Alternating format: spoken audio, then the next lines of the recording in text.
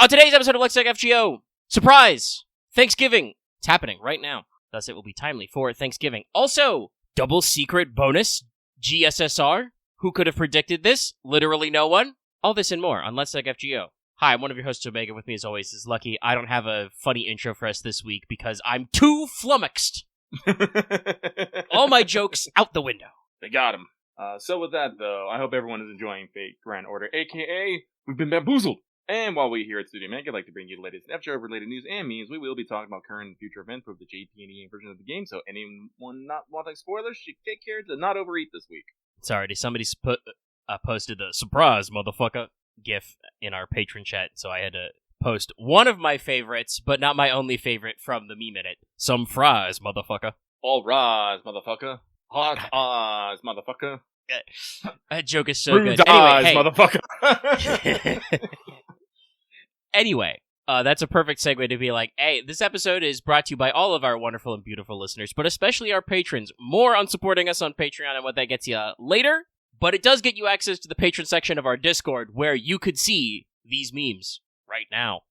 But this is Let's Talk FGO, and yes, as is usual when we happen to be streaming when they do Caldea broadcasts, we were a little taken aback, I guess I could have pipped in Albert while we were playing Final Fantasy XIV, but, we were focused on the game. The games! So, quite surprising.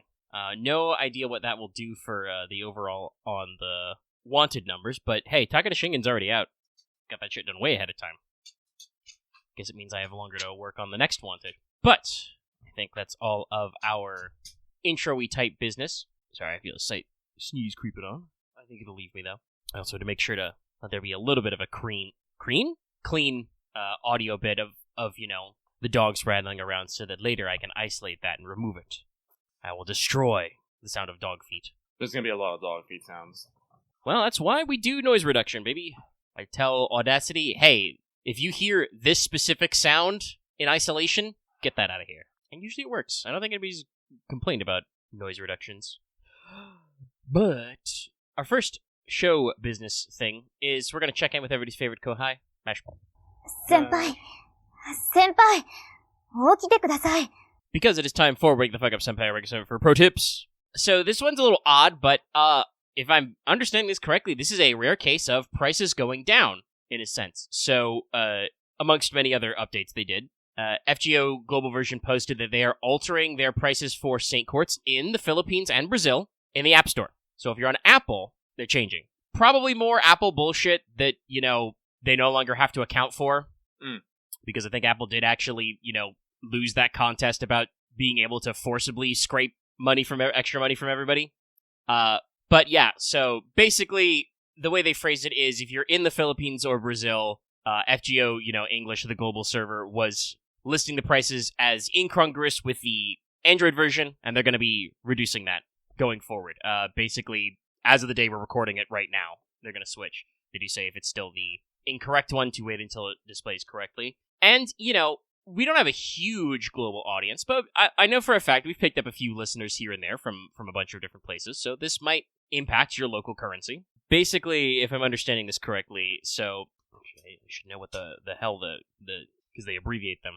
I don't actually know what the Brazilian currency is. Real? Yeah, so basically, instead of it being 6.9 real to 1 Saint Court, it's going to be 4.9. And then in the Philippines, they're doing 2 adjustments. So the 4 quarts pack is currently apparently 249 Philippine pesos. It's going to go back to 199 pesos. And they've also adjusting the big 80 pack down like about 1,000 Philippine pesos. No idea how that works out in other currency conversions, but it's good to see that they've actually, that again, presumably because we're removing certain or removing Apple's ability to stick really tough on some stuff. They're like, oh, these prices are no longer matching up. We're going back. I also like that the news article says, by the way, if the Apple App Store tells you the prices increased and it's higher than the in-app purchase number, they're wrong, actually. So stick to their guns.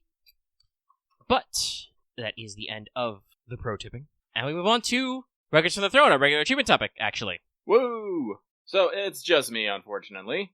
So Lucky decided to throw down on the Turkey Day GSSR, and I pulled an NP2 Yang Guifei on here. I just realized I just put NP2 in my notes, and I'm just like, wait a minute.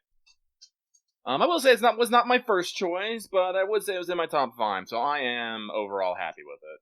That's good. Yeah, so if you're wondering why my result is on there, it's because we got like 30-ish days to decide. I'm probably not going to roll. We'll talk about what servants are on it later, because the Part 2 clear support GSSR 2, whatever, the branding's a little confused, but because I think it's permanently unlocked to everyone who in the future clears LB3 for 30 days.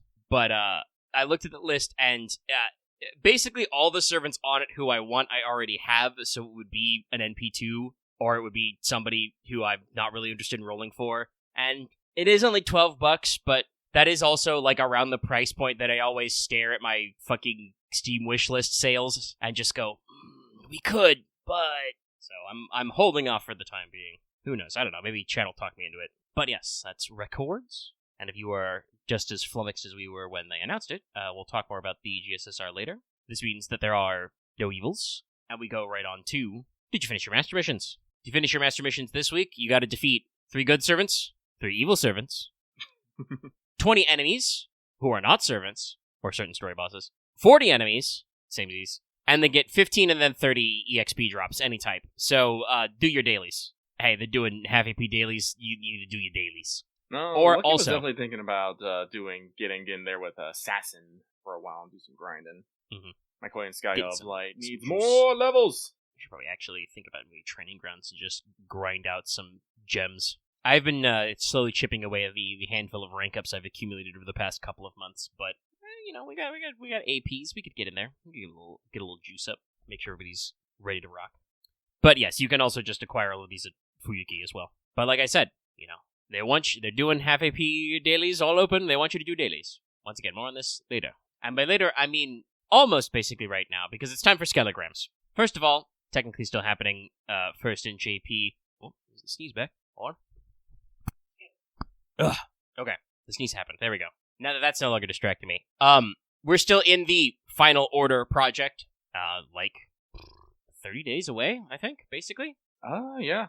So yeah, we're fast tracking a handful of things. So we're starting with what they're calling the Arc 2 retrospective. Still going on to Ordeal Call number 1. So 0 AP on free quests from Ordeal Call 1 through 11:17 to 11:24. We've got a banner for Saber Medusa and Dordana. Also, technically a separate campaign, but basically happening around the exact same time period. One, they're doing Grand Duel Rider Assassin, no Stormpod campaign, so making that cheaper to do the various Grand Duel associated quests for Rider and Assassin.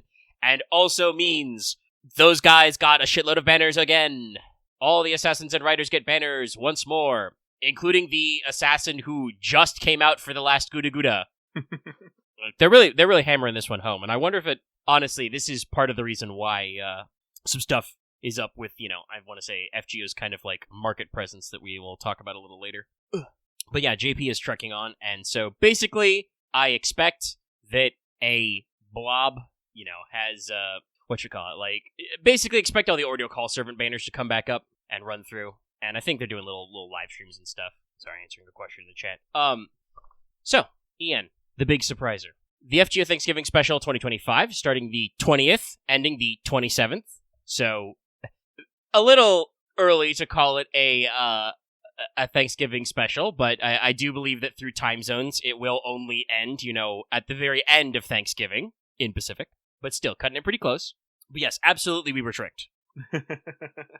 Possibly backstabbed. We may even have been bamboozled. I wouldn't say backstab. Not really, though that is the quote. I don't know, some people might feel that way, but yeah, so Thanksgiving is coming up. Despite the fact that they had the social media campaign, the retweet campaign and stuff queued up for Gudaguda and all that other stuff. No, it's Thanksgiving first, which, like, timing-wise does work out that Thanksgiving does get to kind of be in its own space, but is still very surprising. So there's an accrued login for a total of 6 St. Courts. Just log in for 5 days during this period, and you'll get decent chunk of QP, a few gold apples, which is good because the upcoming event will have some raids. We talked about this. And at the end, you get 6 Saint Quartz. There's also some limited time master missions to get up to 10 Saint Quartz. Most of these are pretty simple. Like, they want you to do all your different dailies and whatnot at least once. But there are a couple of other fun little things you gotta take a crack at. So, yeah, let's see. Some of them are story-related, so up through Ordeal Call 1, so you will get those preemptively. They got one for each daily, and then there's some actual ones that are like, defeat 3 servants, defeat 30 enemies, put an Earth servant in your party. So, should give you a little bit of extra infusion of Saint Quartz once again. During this time, we have a special My Room background. Once again, hey, cool assets, because they don't do this in Japan, but that's always nice. I mentioned it earlier, but we're doing half AP on all 3 dailies, and all of the dailies are open all the time, so you can basically do any sort of grinding you want to do right now. You got double suck chance during the time period, and we do have our Thanksgiving banners. There are some archers in it, but we did manage to dodge Gil. That said, it does have Dantes in it, who is another one we probably should have guessed. Dantes is also in a lot of these, but it's Yang Guifei, Super Orion, Edmond Dantes, Benny Enma, and Minamoto no Tametomo. Interesting that that's 4 limiteds and then 1 permanent, but, he is pretty new. So if you ever wanted to juice up some of your servants, there's quite a lot of opportunity there.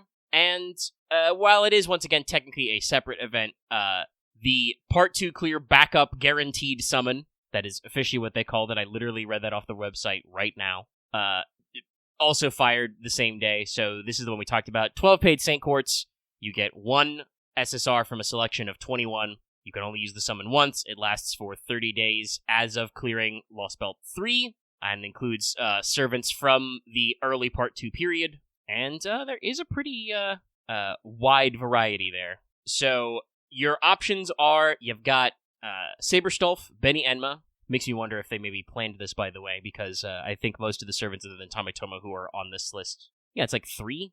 Yeah, so it's the majority. You got Benny Enma, you got Sei, Super Orion, Ramus Quernus, Little Da Vinci, Sima Yi, Castoria. So if you don't have a Castoria, you've got a 1 in 21 chance to try here. Murasaki Shikukama, Arjuna Alter, Summer Musashi, Summer Big Artoria, Chinchi Wong, Mao Nobu. If you also don't have that unit, that might be a good pull. We're about to do a Gudaguda. Space Ishtar, King Protea, Summer Kiara, Summer Abby, Voyager, and Yang Guifei. 3 whole foreigners. Okay. So, a pretty solid selection of units who are pretty cool. Yeah, sorry, that's... Hey, if you want to catch up. There was some brief pauses there that may or may not stayed in the edit. That was the patrons conspiring to inflate my budget. Alright. Fine, you horrible monsters. Here, I'll do it right now. Can I just buy 12 straight up? Sorry. By the way, she comes as a surprise to no one that Lucky Kama was my number 1 desire on there. Castoria was my number 2. Yeah, no, I like, even if you hadn't said you already did it, seeing Kama in the list, I was definitely thinking that you would probably try for it, just because that is, part of the process is trying to secure more Kamas. Yes. Okay, yeah, there is just the straight 12-pack. Also, Robin, I do want to say, I see you in chat, I appreciate that you kept free real estate in your nickname when you changed your nickname. That gave me joy. Now, unfortunately, buying 12 paid Saint Quartz plus the free has given me currently 444 Saint Quartz. So, I think I definitely have to do the GSSR right away, so we change that number, because that's incredibly unlucky, Chad. So, we'll see what I get. Well, let's see what he gets. I'm glad this is a GSSR, because the first is the fucking 4-star of the clown, the Folia, CEs. Not even Skip Gang in GSSR can defeat him. That is, though, the end of our Thanksgiving special news. Alright. And we do know that we will be getting Full Speed Ahead, Kawanakajima, 24 Hours, Gudaguda Super Goryakaku, Deadly than the M51. Such a name. It is. On the 27th. Oh, multi-lag. It's just for another CE. Just waiting for... Actually, I don't know if I have that one. Box of Confessions. Yeah, it's a new CE. That's why it lagged. So the total result? Okay. So it was an NP2, but it's NP2 Arjuna Alter. That's not terrible. Oh, shit. You can do Buster Stonks with that. Yeah, the overcharge is probably pretty good. And I do have Koyan of Light, so that'll do stuff. That does remind... That reminds me, once I actually get Summerbuki and Castoria to Bond 15, I actually probably need to sit down and actually consolidate my fucking Buster team. Because it's probably going to happen sooner rather than later. I think fucking Castoria is already Bond 14, and Summerbuki is Bond 13. Playing your big stonks team? Yeah. Like I said, like, I have shoehorned this arts team into working. So my Tomomo was already Bond to 15, so she's gonna be front and center come Grand Duel caster. Yeah, that's gonna be an interesting one. Like we said, it's it's gonna be right there by the conclusion. Actually, I'm pretty sure. Did they? I keep forgetting because they are like. There's basically a small stream like every week, as they reminisce about all the events leading up to the Part 2 finale. Yeah. But I think in one of them they discussed, is there going to be an event before Grand Duel Caster? Like as a lead-up, or are we going straight into it? I can't remember. I don't know. I do recall they did have kind of a schedule, but I don't actually remember what was on it. Yeah, they have a schedule. They have a schedule planned for it. So Grand Duel Caster is it's going to be an interesting one, and like I said, there's basically two guys, chat. It's one of two guys, and everybody knows, which guy they're thinking it'll be, for sure. I mean, I feel like with all the story build-up, it has to be Solomon, but, we are supposed to be dialing in Abeno Slacker. Yeah, Abeno not appearing in this film. But if you want to keep up on the new GUDAGUDA event, we did the pregame last week when we thought that the event would have started 2 days ago. We were wrong. At which, by the way, I do want to say, I feel perfectly valid in calling because there was a 5-hour maintenance for this Thanksgiving event, that was announced. So, I'm going to guess they probably preloaded a few things. But yes, you can check out our pregame last time. Like I said before, the Wanted on Takeda Shingen is also already out. So, it'll be there already when you need your luck up. And that probably means that about a week after the event actually comes out, you should get the Wanted for Usagi Kenshin. I do joke about that it'll be the basically the Part 2. And keep your eyes peeled for that. Before we transition to mailbag, Lucky and I both happened to see a little article. Yeah, it's from a couple of days ago, the 19th. Let's see. I don't know much about the outlet Automaton. I see them here and there. Yeah, I mostly saw this article released quoted by a few people on FGO Twitter, basically.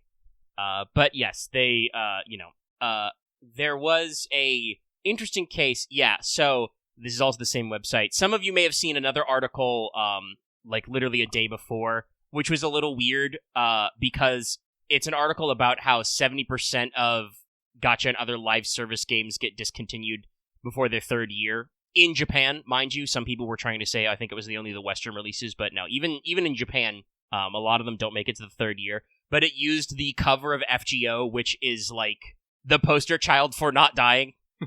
So some people poked fun at them, but then, immediately the next day they released a new article, which is, hey, by the way, you're right, FGO is a survivor. It's actually really good. Let's see. Yeah, the report based on the Google Play and App Store data, they're talking about, between launch, they've gotten over at least, 12 million downloads. And this, I think this may be accounting for, trimming of dupes and APKs and other stuff. But they've generated, over $6 billion in revenue, which is a lot. It is a lot. And at least according to over the past 3 years, overall, cumulative revenue, second best-selling mobile game in Japan, second only to Monster Strike, which I believe I have heard of. Yeah, it's a fun little, oh god, I don't even know what kind of game I want to call it, but it's a combination between I don't know, pinball, pachinko? Allow me to read the summary on Wikipedia. Just the first line here. Monster Strike is a mobile, Japanese, role-playing physics game with elements of puzzle, strategy, and cooperative multiplayer. What game is this? Yes. But yeah, makes a shitload of money, and I just, when I went to go Google it to make sure, just saw that it does have a 4.5 review on Google Play out of 5. So, people are reviewing it highly. But yeah, FGO is number 2 behind them, and in those 3 years, FGO is much better in average revenue per download, and 5 times the amount of 5 to 3 times the amount of money per download. It's crazy good. They're saying that the top 5 games are FGO, Monster Strike, Uma Musume, by the way.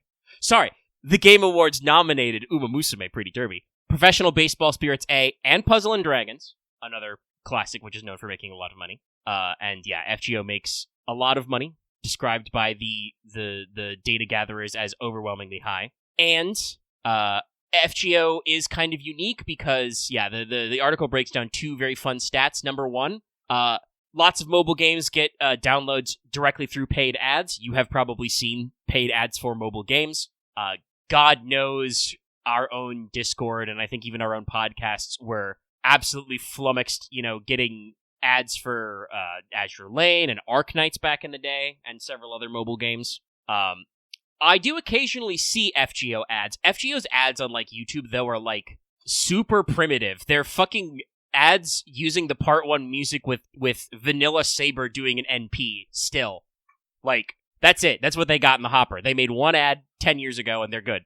But yeah, apparently that only accounts for about 20% of FGO's downloads. So most people just decide to play FGO, and apparently they have a decently high retention rate of about 25% of people continuing to play past 90 days. That's a separate article that they linked to. So yeah, FGO going really strong. I saw several people be like, "Oh, they're never letting Nasu stop." Again, I don't think that's literally true, but this again convinces me that FGO doesn't end immediately, no follow up after Part 2 is done. No. Their market is in a very rare place in this industry, so. I do hope they do not try to continue milking, this OG app, though. Like we said, it's 10 years old. We need Oh, they gotta know that at some point the code's just gonna die, right? Yeah. They're just gonna, there'll be an app update to, iPhone or Android, and they're just gonna be like, oh yeah, FGO's so fucking old, it just stops running. So, they gotta think about that. At some point, did they talk about? I think they may have switched to Unreal or Unity at some point. They switched to Unity for sure. Yeah. Yeah. The paid version of Unity, by the way, because FGO doesn't have an ad splash in front of it, which what does have the free Unity ad splash? Yu-Gi-Oh! Master Duel. You see it every time. Very funny to me. That is actually, by the way, part of the Unity licensing is that you can use the free version of Unity. You just have to put the Powered by Unity splash screen. Okay, so FGO has small TV ads. That's good to know. That sounds about right to, like I said, I've seen the equivalent of, those on YouTube. They have English text, but yeah, it seems like their marketing drive isn't really flashy, but they definitely got some room out there. So yeah, I hope that they plan on, doing a big overhaul of the app data or something, launching a full sequel. At the very least, it does sound like we're, Nasu and Takuchi have been trying to, brace everybody for, hey, guys, we're gonna have, a cooling off period after this, So... we'll see, and it could be that people feel satisfied, after the ending and don't feel as much of a drive to get involved. We'll see about that. I know that that's to put as an aside.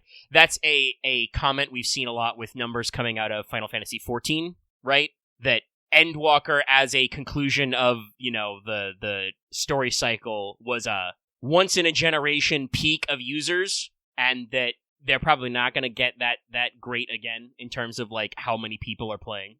Personally, so long as they're not losing money, I say good. I really don't want to see those queues. Lucky and Loth have talked about the Endwalker launch days. It sounds real bad. It's bad enough when we get fucking sundered. Everybody gets kicked out.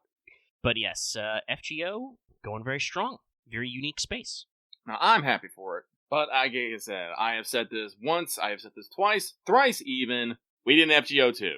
I don't mind if it takes a couple years to do. I'll still fucking be here in my 40s, rocking in my chair, being I need my new Tamamo.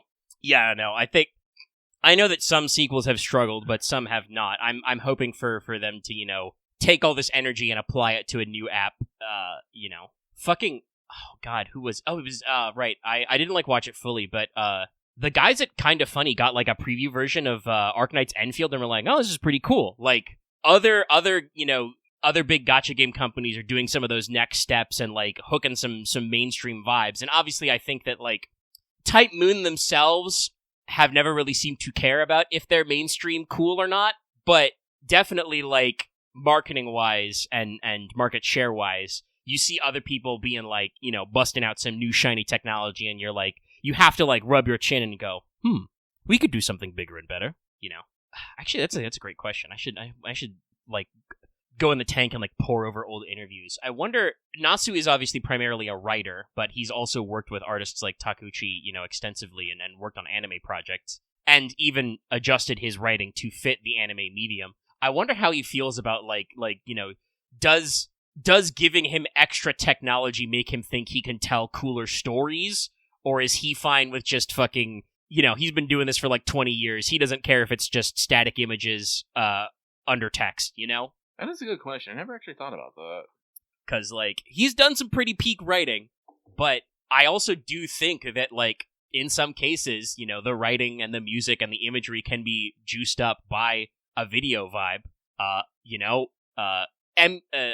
Shiro versus Gilgamesh and Unlimited Blade Works is pretty cool in the visual novel, but when Ufotable animates it, you're like, hell yeah.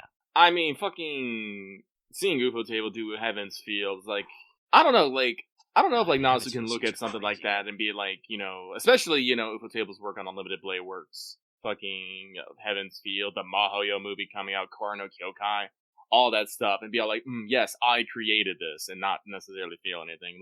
I feel like he's fine. From what I understand of Nasu, he probably sees the animation and goes, hell yeah, that's just what I saw in my head. I hope. It's just how I drew it up.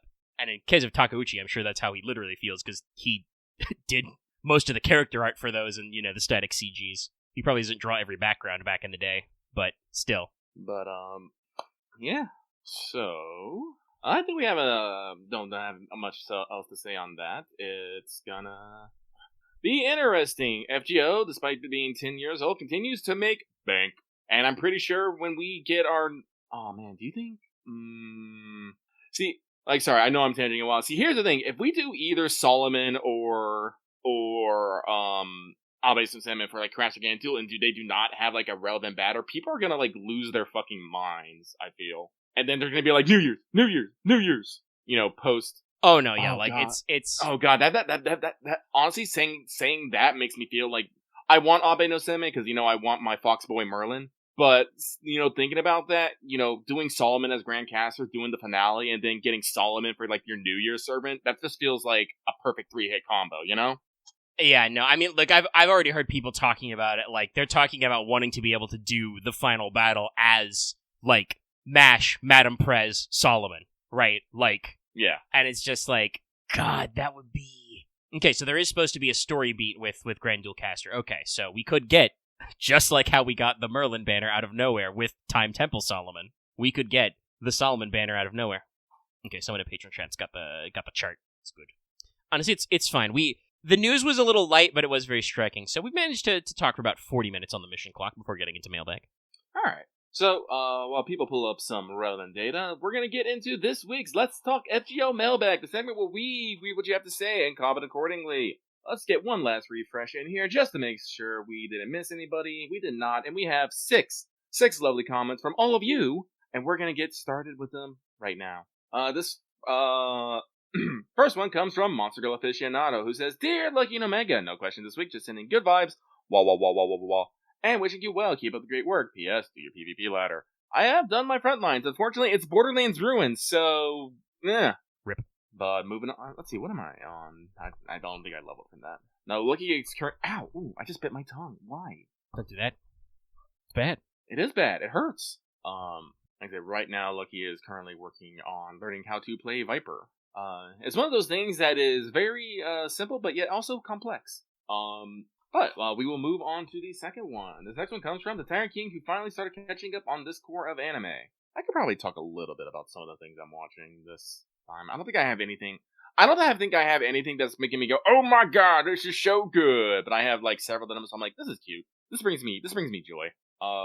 But they say, question, "Hey guys, I wanted to ask you how many level 120s do you have, or starting to level up to 120, and who are they? Also, favorite pie flavor." Anyway, that's it for me, sending turkey vibes your way, and hope you have a great evening and good Thanksgiving. Unfortunately, Lucky's Thanksgiving is going to be stymied, as I have 2 dogs to take care of. I do not trust them to behave around anybody, so I will not be able to leave them on their own. I probably will not be able to have many people over here, so it's not going to be a fun Thanksgiving. On the plus side, that means I don't have to cook. That's fair. Which means I'm I sure don't my have to clean Thanksgiving up will be afterwards. Fine, but I will probably be big chilling. As usual, I'm invited to family events, but my sister's going to have, it sounds like a fairly large amount of people, and that is not my scene, chat. Usually I go over to my friends who I've been, trying.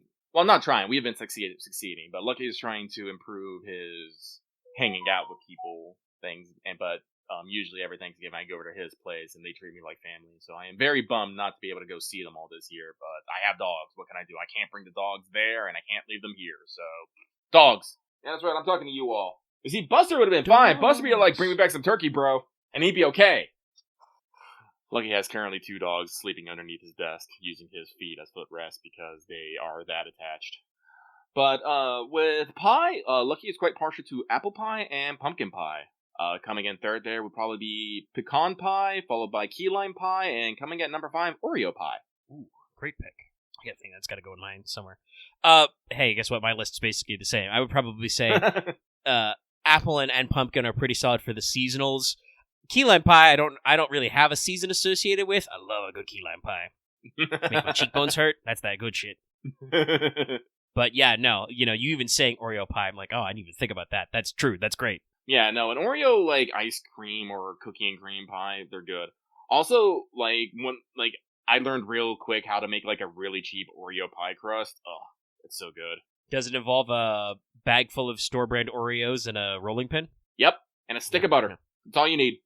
I mean, that really is the solution to most things in cooking. Hey, this thing doesn't stick together like I want to do. You need a little bit of animal fats. just whether it's dairy or it's like actual like lard, you just need a little bit of fat, man.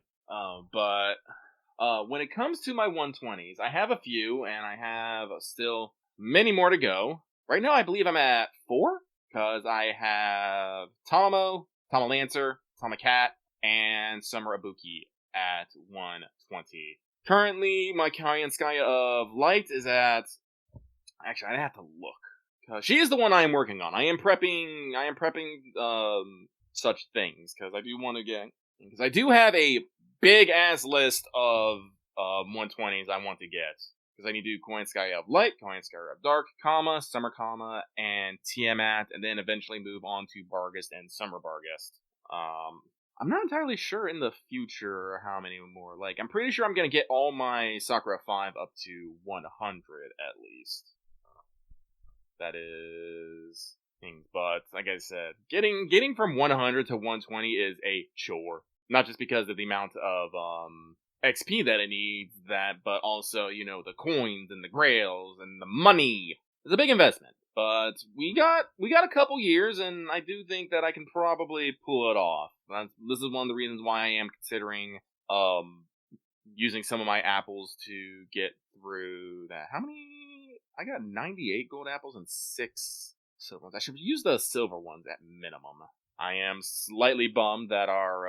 actually, let me double check to make sure that... Yes, I'm slightly bummed that our Ordeal Call free quests are not half AP anymore. Like I said, that 40 AP really, really, really hurts me. Okay, let me double check, though, on my Coin Sky of Light. Because I'll be able to 120 Coin Sky of Light and Dark pretty easy. They are both NP5. Lucky went ham on them and was blessed. I do think that my rolling up Coin Sky of Light was the luckiest I have ever been, and it still slightly terrifies me to this day. Let's see. Koyan Babe, what's on... Yes, well, Lucky's double checking. I currently do not have any 120s. I still have to remind myself what the math is to actually do that in servant coins. Oh, we do have the upcoming event filter set. I should probably set my... Oh, yeah, shit. I've got it posted. Should preemptively set the whatchamacallits. Yes. But yeah, I'd have to double check who I've got the coins for. I've got a few people in mind, but... sorry, Lucky misspoke. My Tama Lancer is not 120 because I only have her at... God, let me double check. I think she's still only... No, she's MP2, but I don't know if that's enough servant coins to actually get going. Yeah, that's kind of, like I said, where I'm at. I've got a few 3s that I could probably do something with, and then obviously if you get extra bond, but I might wait until they rejigger the amount of coins. NP3 or NP2 bond 12. Okay, yeah, I don't have a full breadth of those yet. Yeah, my Tall Lancer is bond 10, but like I said, I'm trying to trying to knock out Ibuki and Castoria before that. I will say my highest leveled my Coin Skylight is 106 of 108 right now, so not quite at the halfway point, but we're moving along. So lucky I spent more grails than what is shown here, because I have put several grails into Sakura 5s, pushing them up to 90 and whatnot.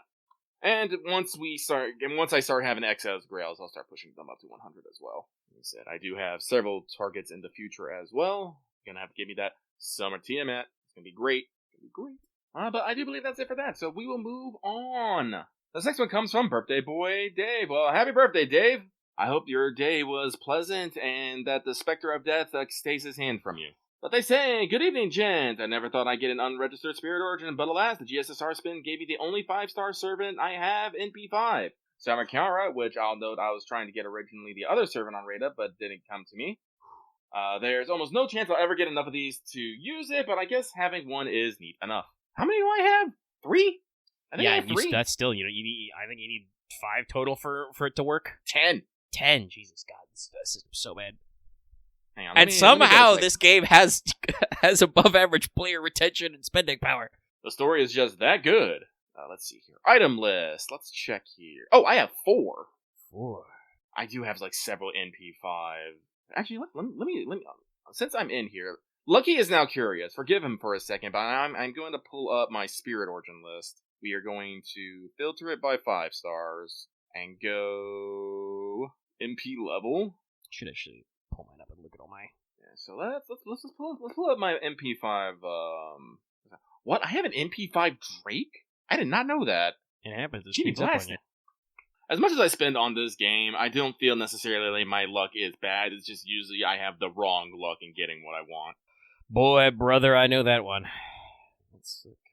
I have an MP5 Morgan? I didn't know that either. I thought she was like MP2 or 3. Damn, that's crazy. That is crazy. No filter. She's limited, so that had to have been done during raid-ups. What the hell, me? I mean, to be fair, Morgan is raid up like a fuck ton. It's true. No, so I don't know if I'll be able to get the full 10 before, we do our EOS, but we'll see. God, even if I did, I don't even know who I know who I spit it on. I wait for a fucking comma raid up and be like, give me comma. You see, my summer comma is NP3, which, is good. No, we should choose Tiamat to 100. But my regular comma is only NP5, and I'm like, that can't stand. Can I get this to display per NP level? I think I got a filter by NP level. And my Bargus to NP5. Blacklist, you say that I got extra Morgans by chasing bar copies? I'll believe that. That sounds correct. I do need to get fucking Ash and Morgan up to 100 as well. Okay, like I said, they are going to be part of my Buster strats skills. I liked one of Mordred's app-head skills, so I think I got to get it a bond to like 11 or 12 to lock in there. But we've got Mordred NP3, Aresh is NP3. Tamalancer, by the way, NP3. I'm so mad about that. I'm still mad about that. I will never not be mad about this. I'm also mad about it because that was not what I was aiming for. God damn it. That was the Summer Mo banner, if I remember correctly. Yes, that was the classic. That was the I spent money, trying to get Summer Mordred. Didn't get any of her. I got 2 Tamalancers, and then I think I picked up another Tamalancer while trying to pick up more Summer Mordreds. It keeps happening. The funny thing on this list, though, is the servants I wasn't thinking or planning on having an NP2 like at all that I do. Fucking, I like re-bamboozled myself. I'm like, oh yeah, I got a fucking second Ptolemaios while trying to get, my second Sugitani period. Still hasn't happened, by the way. And I'm like, I have NP2 Lady Avalon? When the fuck was that? Shit happens. If I can get a Lady Avalon pick, that'd be great. That's what I need for my art support right now, but I didn't roll her win. Anyway, I'm devolving into gibberish right now. We could go, if we get her to bond, we better get her bond up. What's my little Da Vinci's bond at? 8. I need far more QP. Get her to bond 12, we can go all the way. I'm not afraid to bring Da Vinci home. She's great. Cornerstone of the team. But I really need to work on my my Medusa Saber bond. Or, I don't know, maybe somewhere sneak in an MP3 of that one. Anyway, let's move on. So, the next one comes from Flummoxed by the late arrival Guda Guda. Aren't we all? Howdy, Lucky and Omega. Hope you're having a good week. If Lucky does turn phase, what does that make the Tira Rat? Some sort of just a rabbit? I don't know. I have not talked to my agents. We have not talked to my people yet. We do not necessarily know what the branding nor the marketing is. Like I said, it was a sudden decision made by the higher ups, but we have a very confident feeling that this will be a positive change moving forward. Please stay tuned for further information. Thank you. But they say, question. What would you say is the best way to learn playing a new class in FF14? I have a good feel for most magic DPS and range DPS, and at least one tank and healer class I understand well, but no physical DPS experience, and want to do all the role quests now that I'm in Shadowbringers, and I need the physical DPS for one of those, and want advice on what do you think is a decent way to learn how they work. So, the thing about DPS classes, there's a fun fact, is they are actually the easiest to learn, and also have the least amount of blowback for, not doing it well.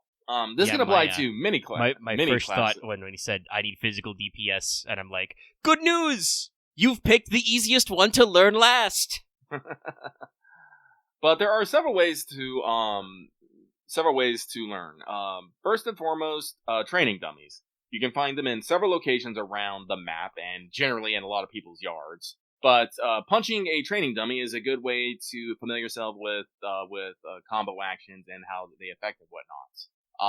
A second way that I always recommend is deep dungeons, specifically Palace of the Dead. When you start in Palace of the Dead, you are taken down to level 1, and you will gradually gain levels up to level 50 or 60. I believe it's 60 is the max for Palace of the Dead. But you'll go up to level 60, and you'll be able to basically, as you level up, slowly add the abilities to your bar, and it will help you develop the rotations as you go in a more organic way than just having all your buttons put on a fucking bar and put on a bar and go. That is especially true for later classes that you unlock. If you're starting from level 1 with a new class, I would actually just say start doing fates in areas that your level is, or fighting mobs in there. Experience is the best teacher. Generally by throwing yourself into the fray and finding out what works and when you need to push where is generally a good teacher. A lot of people usually run for dungeons and stuff because that's where all the rewards and experience are, but the overworld mobs are just a valid teaching tool as the mobs in there.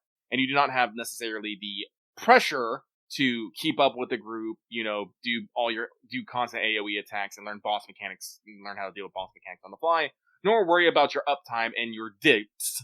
Not to mention, if you are picking like an ARR job to go into, you're starting from literally 1. You can't even do dungeons till 16, so you got to do something to cut your teeth, buddy. Yes. Haunting Log is usually that, but there's a couple of different ways you can do it. I would also say if you literally have not leveled a physical DPS job, melee DPS, I don't know if there'll be a lot new to learn, but don't forget about Hall of the Novice. That should have, a collection of role-based check-ins for everything. It could at least teach you probably about, kicking people in the shins and other role actions you will be expected to do as physical DPS. Guess what? You won't. That's not actually true. Fainting is important. And if you actually learn how to second win and bloodbath to, take care of a little bit of your own damage, that's also cool. Unfortunately, most high-end enemies are immune to stun, so leg sweep is only really important in very early dungeons. But no, I would say I think fainting and addling are a pretty important mechanics to pick up.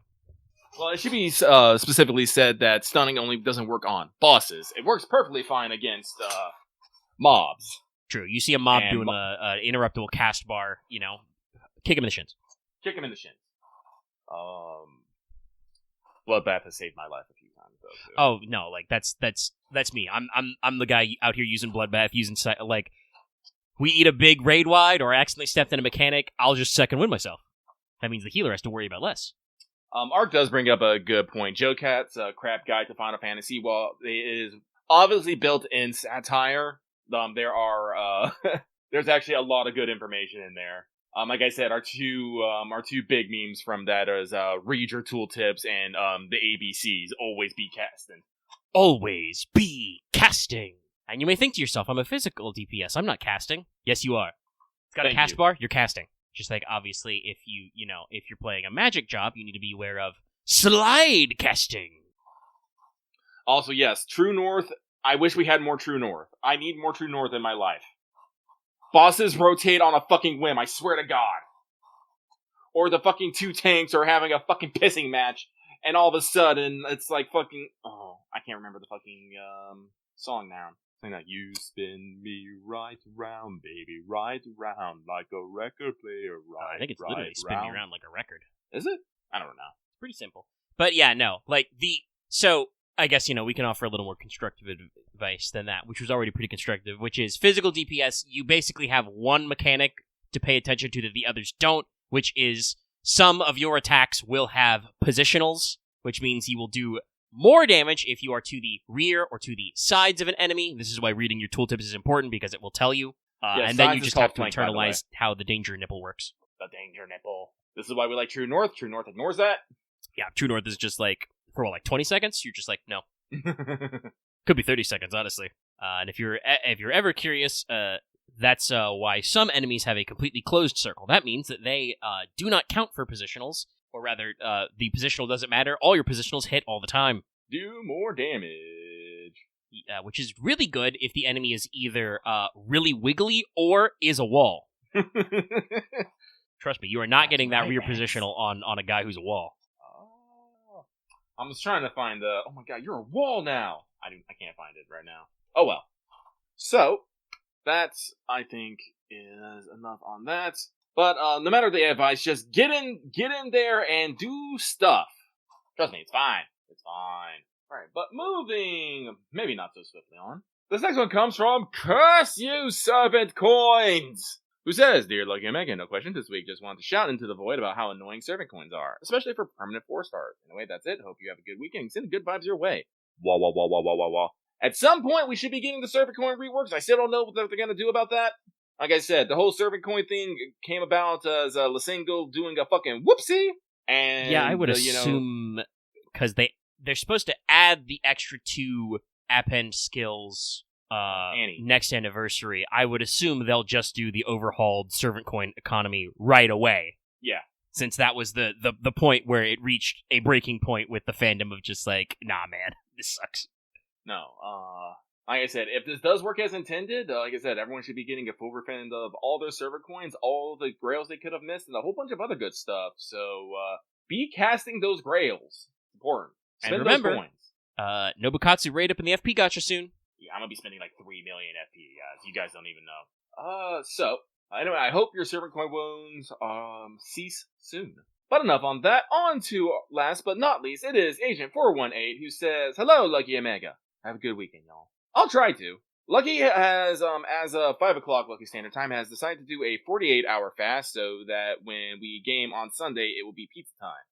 And hunger is the best spice. So for the next 48 hours, Lucky can have nothing but green tea and black coffee. It's going to be great. And water. I can also drink water. I'm probably going to drink black coffee or green tea because I need flavor in my life. Lucky's not great at drinking water. Depending on what you put in there should be a little bit of, a protein and some other stuff in your coffee or tea selection. Something a little bit to chew on. Well, I say fasting, but I am still going to be taking my vitamins in the morning. I don't know what the caloric intake of fucking, a bunch of giant-ass pills with powder and gels in them, but your body pretty low. I guess you don't understand. Your body requires a lot more vitamins than you probably put into it. Like, you probably need a lot more water than you're putting into it. It's one of the things that's one that I don't have that problem of. Like, I've locked in my water consumption. We're pretty good about that. I probably need to be better about taking my vitamins and stuff. Like I said, taking your vitamins it'll help you age more gracefully.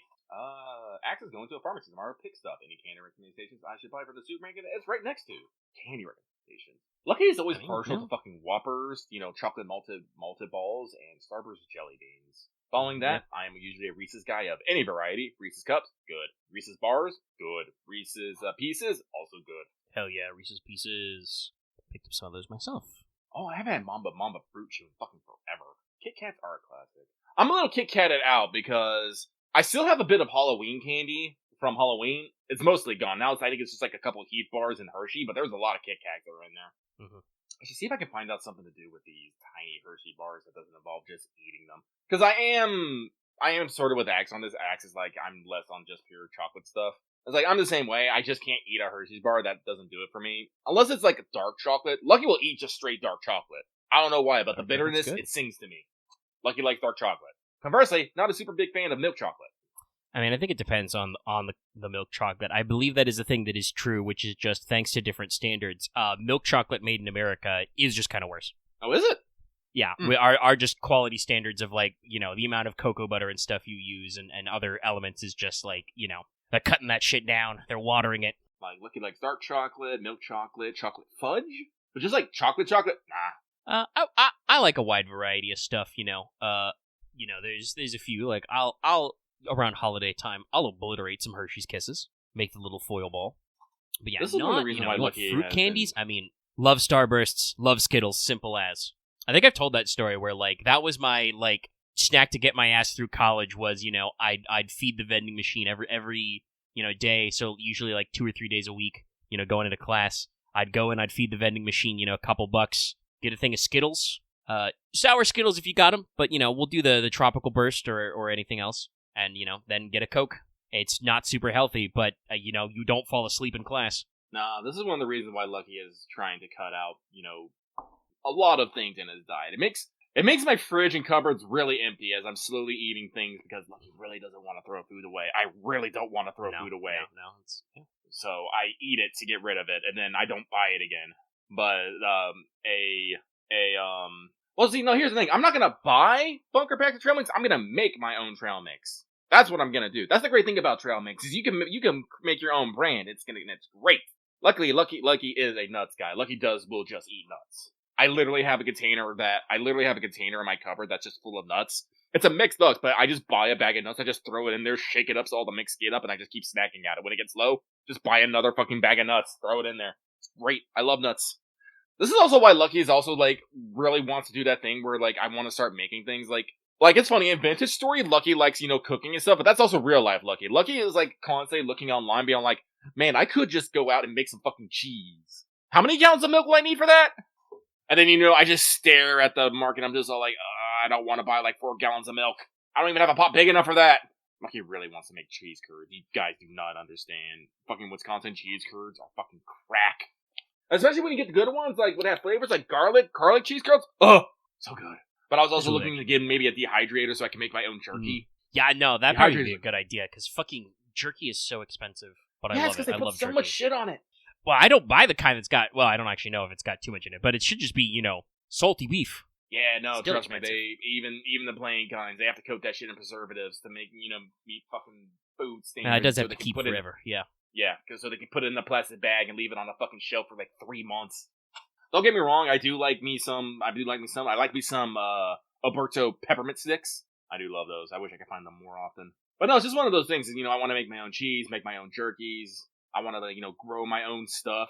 Like I said, I grew squash and zucchini this year, but both plants did not do that well. I only got like 1 good squash and 1 good zucchini out of both of them. I was just like, damn, Lucky. I need to figure out some better way to water these things regularly or figure out something better with the soil. I wasn't sure. But next year I think I'm going to try and, definitely grow okra. I do love me some okra. That's my southern soul speaking. Put that shit I should bring up a fun fact to chat. Lucky said big nuts guy. I traditionally have not been big into nuts. A lot of them did not have the right texture for me. I've gotten over it as I've gotten older because there are a lot of tasty ones, but there are some that I still am kind of just like, they're a little plain. I think the note I probably don't miss the most was probably pistachios because I don't like shelling them. Do not put a step between me and a nut. Also, is it not to be pedantic about it, but I'm trying to remember: are pistachios true nuts, or is one of those legume things? I don't know. Actually, let me check it up. I don't remember. Like, I mean, I will say I always have nut.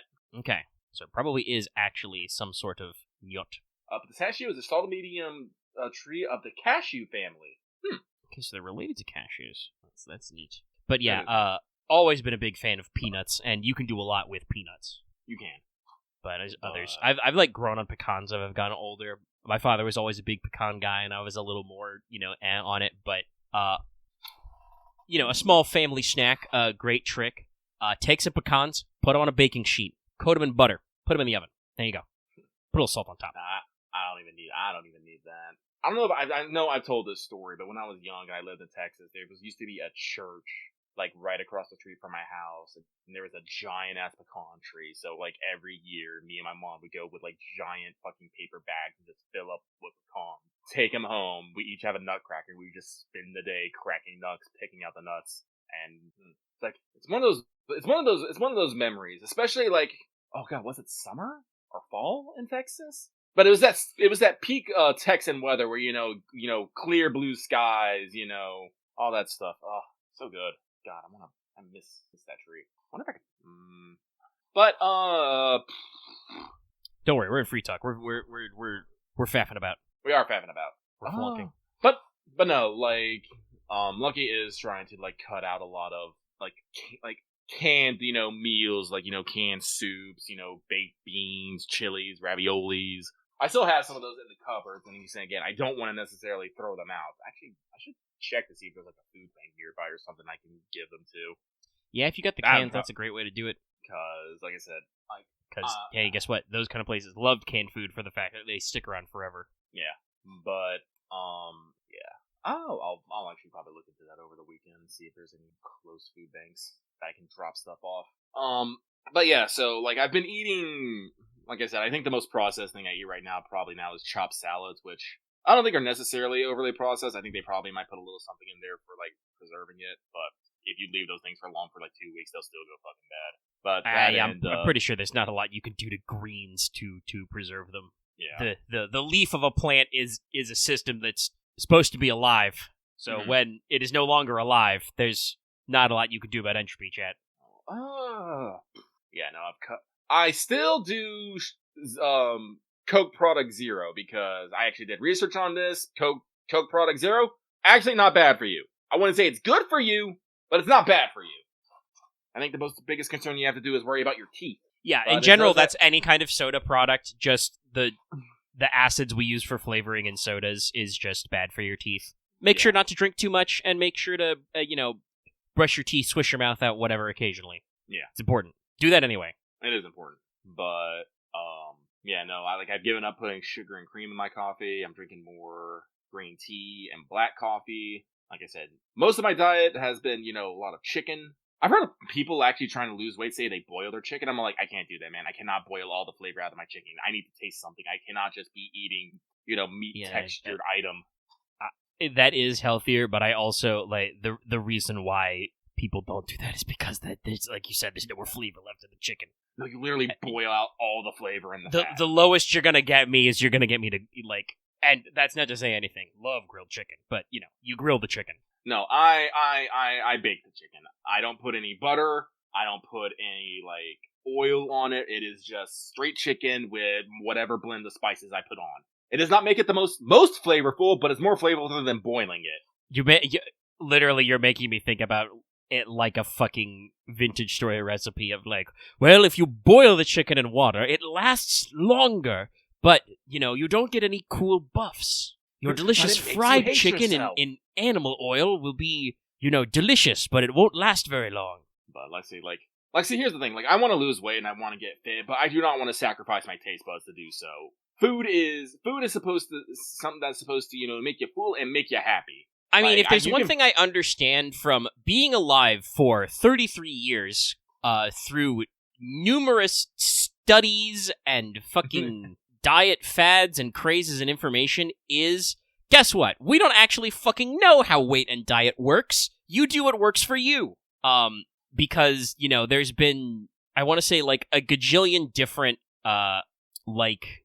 methods over the years and whatnot, and no, the answer is that, like, you know, we say, this is bad for you, that's bad for you, well, you need a little bit of this, you need a little bit of that, like, the important thing to actually, like, losing weight, being healthy, and metabolizing is just, you need to find whatever the equilibrium for your metabolism is, which will be different for a lot of people. It has a lot to do also with not just your intake of food, but also your energy levels, your fucking home conditions, whether or not you're fucking depressed. Guess what? In addition to all the other ways it fucks your shit up, I think, you know, your brain chemicals trying to kill you also fucks with your, you know, caloric use. Because, of course, you know, humans are like that. Nah, Lucky's thing is eat, like, once a day, like a big meal once a day, snack a couple times, everything's, you know, low fat, low calorie, and, you know, try to fast for 2 days out of the week. So that when I have my cheat day on Sunday, it's, you know, comes to net zero. The thing that I need to work on most on my diet is actually doing more physical exercise. I haven't been able to do any this month because I tried taking these dogs out on a walk. That was a horrible experience. I will never do that again. They crazy. Reminds me, I've been fucking, God, got so much, got a lot of projects and stuff backed up. I've not gotten out, but the weather is finally out that I can actually go outside. I do need to start, like, just walking more, minding my own beeswax. Get out there. Also, generally, it might take you a few hours, but stop relying on fucking fast food and convenient foods. Cook your own food. It's generally healthy for you, and you learn an important skill. Mm-hmm. Also, yes, Blacklist is right, is trend. More fiber. Eat more fiber. That's another one that's pretty important. You'd be shocked again how many people don't do that correct. Also, probiotics. Probiotics help our digestive system. But no, this is like one of the reasons why I've been wanting to, make my own cheese and my own jerky and stuff, because, those are, pretty good, but the way that they're made and with modern standards generally add stuff like things to make them last longer or, taste certain ways. I'm just like, ugh.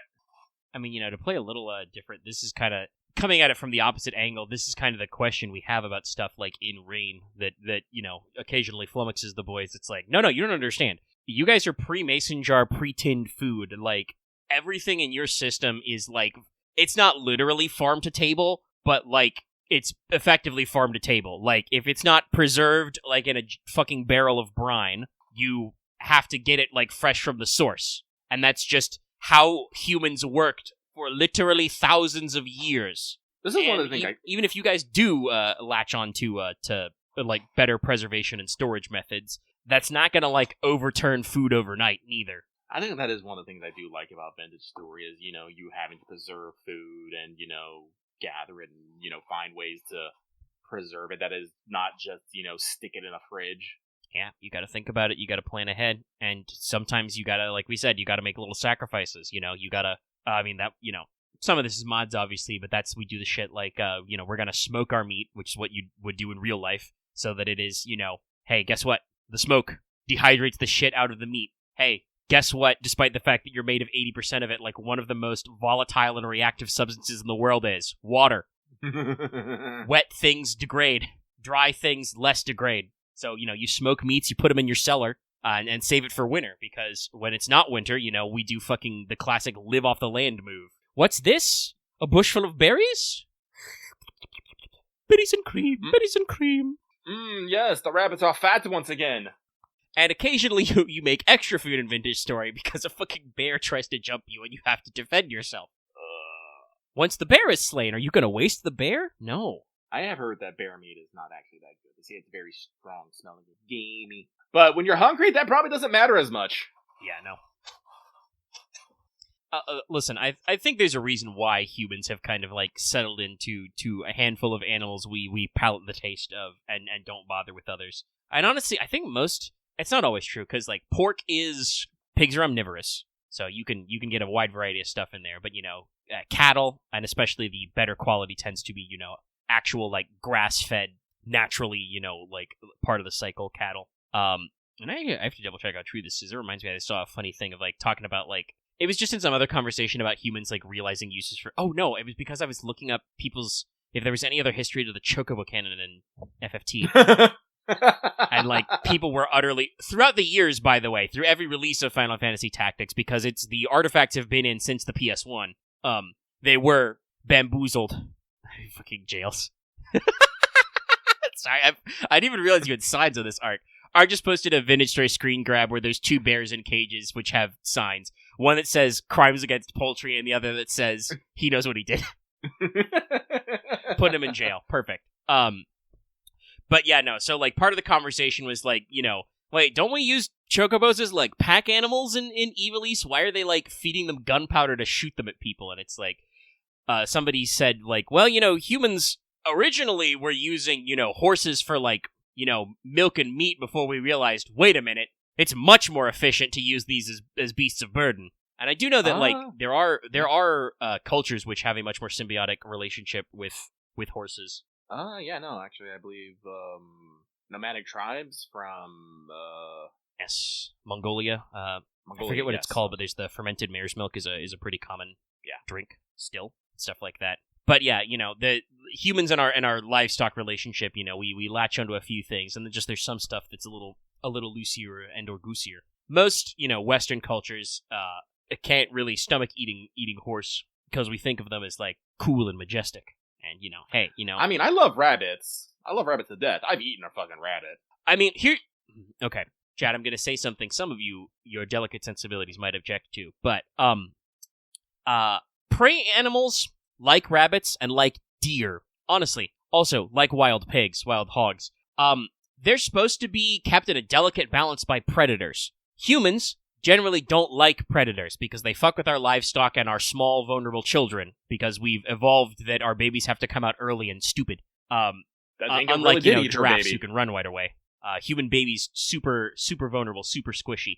So somebody has to do something about those prey animals because if they are not being consumed, they are breeding heavily. So, deer and rabbits are absolutely secretly pest animals. You might not think they're pest animals, but they are in a human context. Same with wild pigs.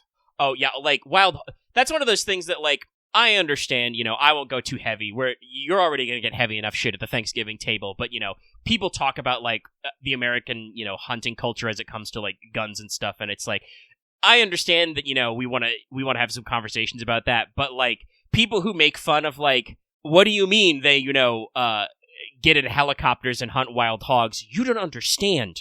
No, wild hogs are scary. They're terrifying. You want air superiority. Those fuckers are bad news bears because they explosively breed, but also, wild hogs, they come equipped with 2 swords on the end of their face. They're omnivorous, they can dig. And they're ornery as fuck!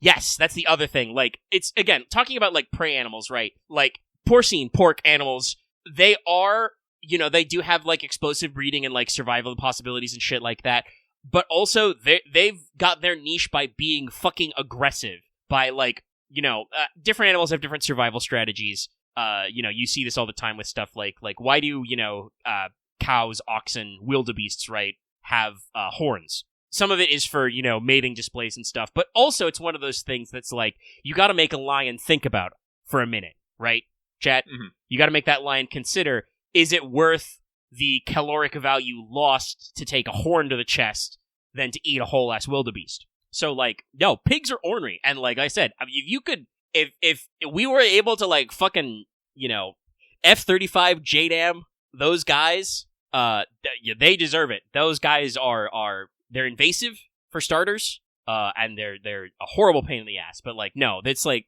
there are lots of animals that because we humans have, preemptively fucked up the balance of nature's power, you totally have to keep an eye out for, because they will just fuck your shit up.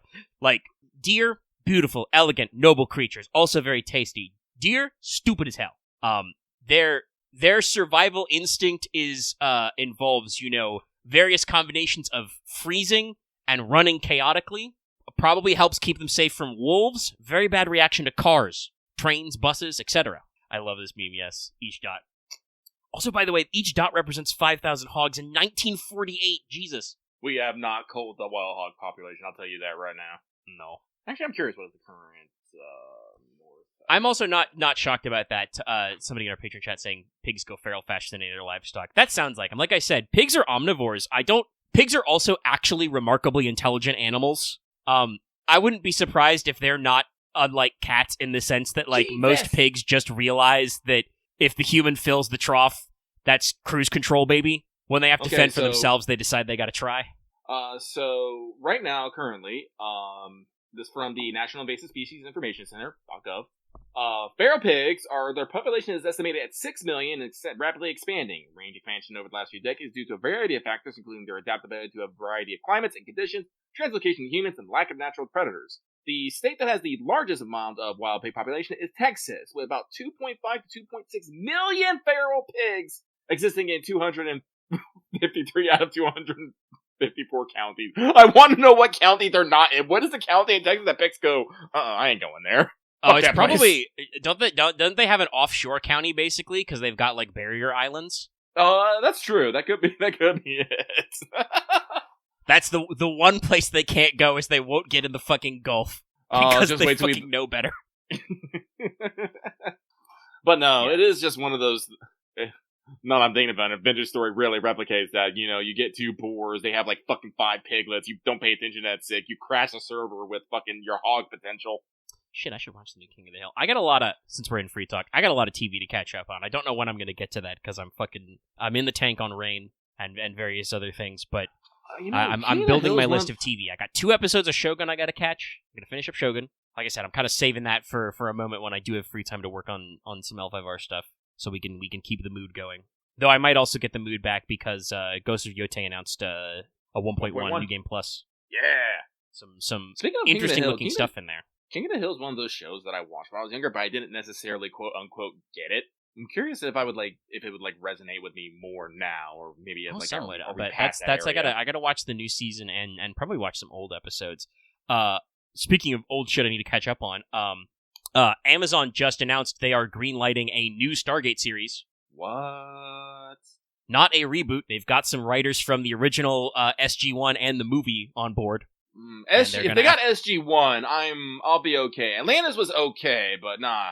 SG-1. Yeah, they like I said, they have some SG-1 writers back, and they have clarified once again, will not be a reboot. It will be a resuming of the continuity somewhere along the line. But so that's a show I also gotta catch up on because I was just thinking about. I want to say definitely watched the first season, and I think a few episodes of the second season on Netflix a while back before it left. Obviously, since Amazon has greenlit it, it's on Amazon Prime now. So that's another one that I need to catch up on. But also on Amazon, just as my little minute reviews. I got to catch up on the rest of the new episodes they released. They're doing another 3 or so a week of Critical Role's second TV show adaptation, Mighty Nine, based on their second campaign. They released the first episode on YouTube a little early last week, and I watched it. And now they're doing 3 blocks like every Thursday or so. That's a really interesting one to watch because I watched the one on YouTube, and like I said, if you haven't checked it out, I do recommend it. The second campaign, Mighty Nine, is very interesting because the first campaign characters were kind of like rough around the edges, but ultimately like very heroic. The Mighty Nine guys do get to be heroes, but they're a lot, dirtier around the edges. Where second campaign, you switch up your characters a little. And they're doing an interesting thing with the TV show where they're actually starting for like the first couple episodes with technically some pre-stream stuff. So obviously they streamed like from session 1, but they had some basically extended session 0 stuff off camera. So the players could establish their characters and relationships before they go on screen.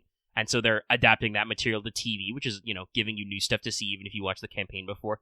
But also I want to say something very interesting is the soundtrack for Mighty Nine is very interesting because they do still have some, sweeping orchestral stuff you'd expect, but a lot more synthwave than I was expecting. Oh. In a D&D, TV series, but I'm like, no, I like this. This is a good vibe. Love me a little synthwave. So yeah, I got to catch up on those episodes. So like I said, Chad, I'm building my backlog of TV I got to catch up on. I'll throw King of the Hill in there too. What the hell? Yeah. Dang it, Bobby. I told you we shouldn't have invaded Iraq. That also reminds me, I also want to check the Animaniacs reboots. Oh, I did need some new episodes of that, didn't I? Because Animaniacs has always been tongue-in-cheek, especially, also with, industry stuff as well. I actually saw a post in our Discord, it was either, yesterday or the day before, their song about, doing reboots and remakes. Which, is, them totally pointing at themselves, You gotta be willing to laugh at yourself. But, TV aside, actually, hold on, how long have we gone? Almost an hour 40. We're in the sauce now, chat. We're not sauceless. Poking fun at the Moana live action. Oh, the Moana live action. That's what it was.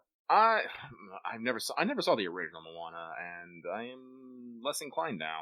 I mean, I feel like by not becoming a Disney adult, I have aged out of the typical age range for a lot of Disney's more traditional production. I probably should go back and actually catch Tangled sometime because I played it as a Kingdom Hearts world and I was like, this is pretty cool. No, Tangled's good. I like Tangled. I'd watch Tangled again. But it's like one of those things where that's where I'm at, chat. That's my branding is so if we do a Moana Kingdom Hearts world, is that too meta? Because Sora is also an islander. In case we keep forgetting that, but he was a raft kid. Is that too weird? Wait, so actually that's a good question. Do we know if Moana 2 was actually a backdoor pilot? Actually, even saying that in chat is they were going to do a TV show, but they put the episode. That's just like the Atlantis sequel, which was the first 3 episodes of the TV series that never got off the ground. Which is weird, by the way, because that was a Disney move for a while, in the Renaissance, post-Renaissance, era. There was an Aladdin TV series which picked up, I think, around the same time as Return of Jafar. There was a Hercules TV series, which was actually mostly a prequel, I think. They turned Tarzan into a TV series, which, if I remember correctly, was pretty alright. No, I was about to say, the Tarzan TV show was pretty good.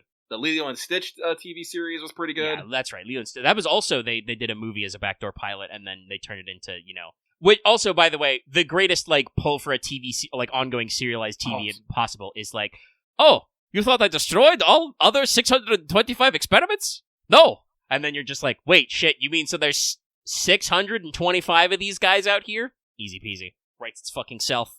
No, so that used to be part of Disney's ongoing system. Was, they did obviously do straight to VHS or straight to DVD sequels, but also they serialized TV.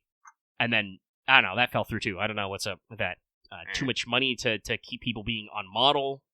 I mean, honestly, streaming's very convenient, but I think that the streaming model has done a lot of damage to the art of television as much as it has streaming revolutionized and premium TV revolutionized a lot of TV shows. I don't think you would have some stuff without the power of Netflix style streaming spends, or even some of the decisions that Disney has made in the past with Marvel and other stuff. I remember the Mighty Ducks, the TV about actual ducks. I'm pretty sure they still played hockey, but also I think there's a lot to say about also how because we're no longer making TV to be syndicated and broadcast, repeatedly, that's really affected how we do storytelling, because you get these problems where Netflix is okay, we've made 8 episodes of a show. Do you like it? Well, you didn't like it enough that we made back the money we spent making the show, so it's canceled, even though we definitely wrote a plot hook, and also we're adapting a young adult novel series you've never heard of, which has 6 books. Get fucked. Netflix does that a lot in chat. I'm very upset. No, they do. And that's, you get this stuff where Netflix will cancel stuff willy-nilly, or they'll announce a new season of stuff, and it takes fucking forever.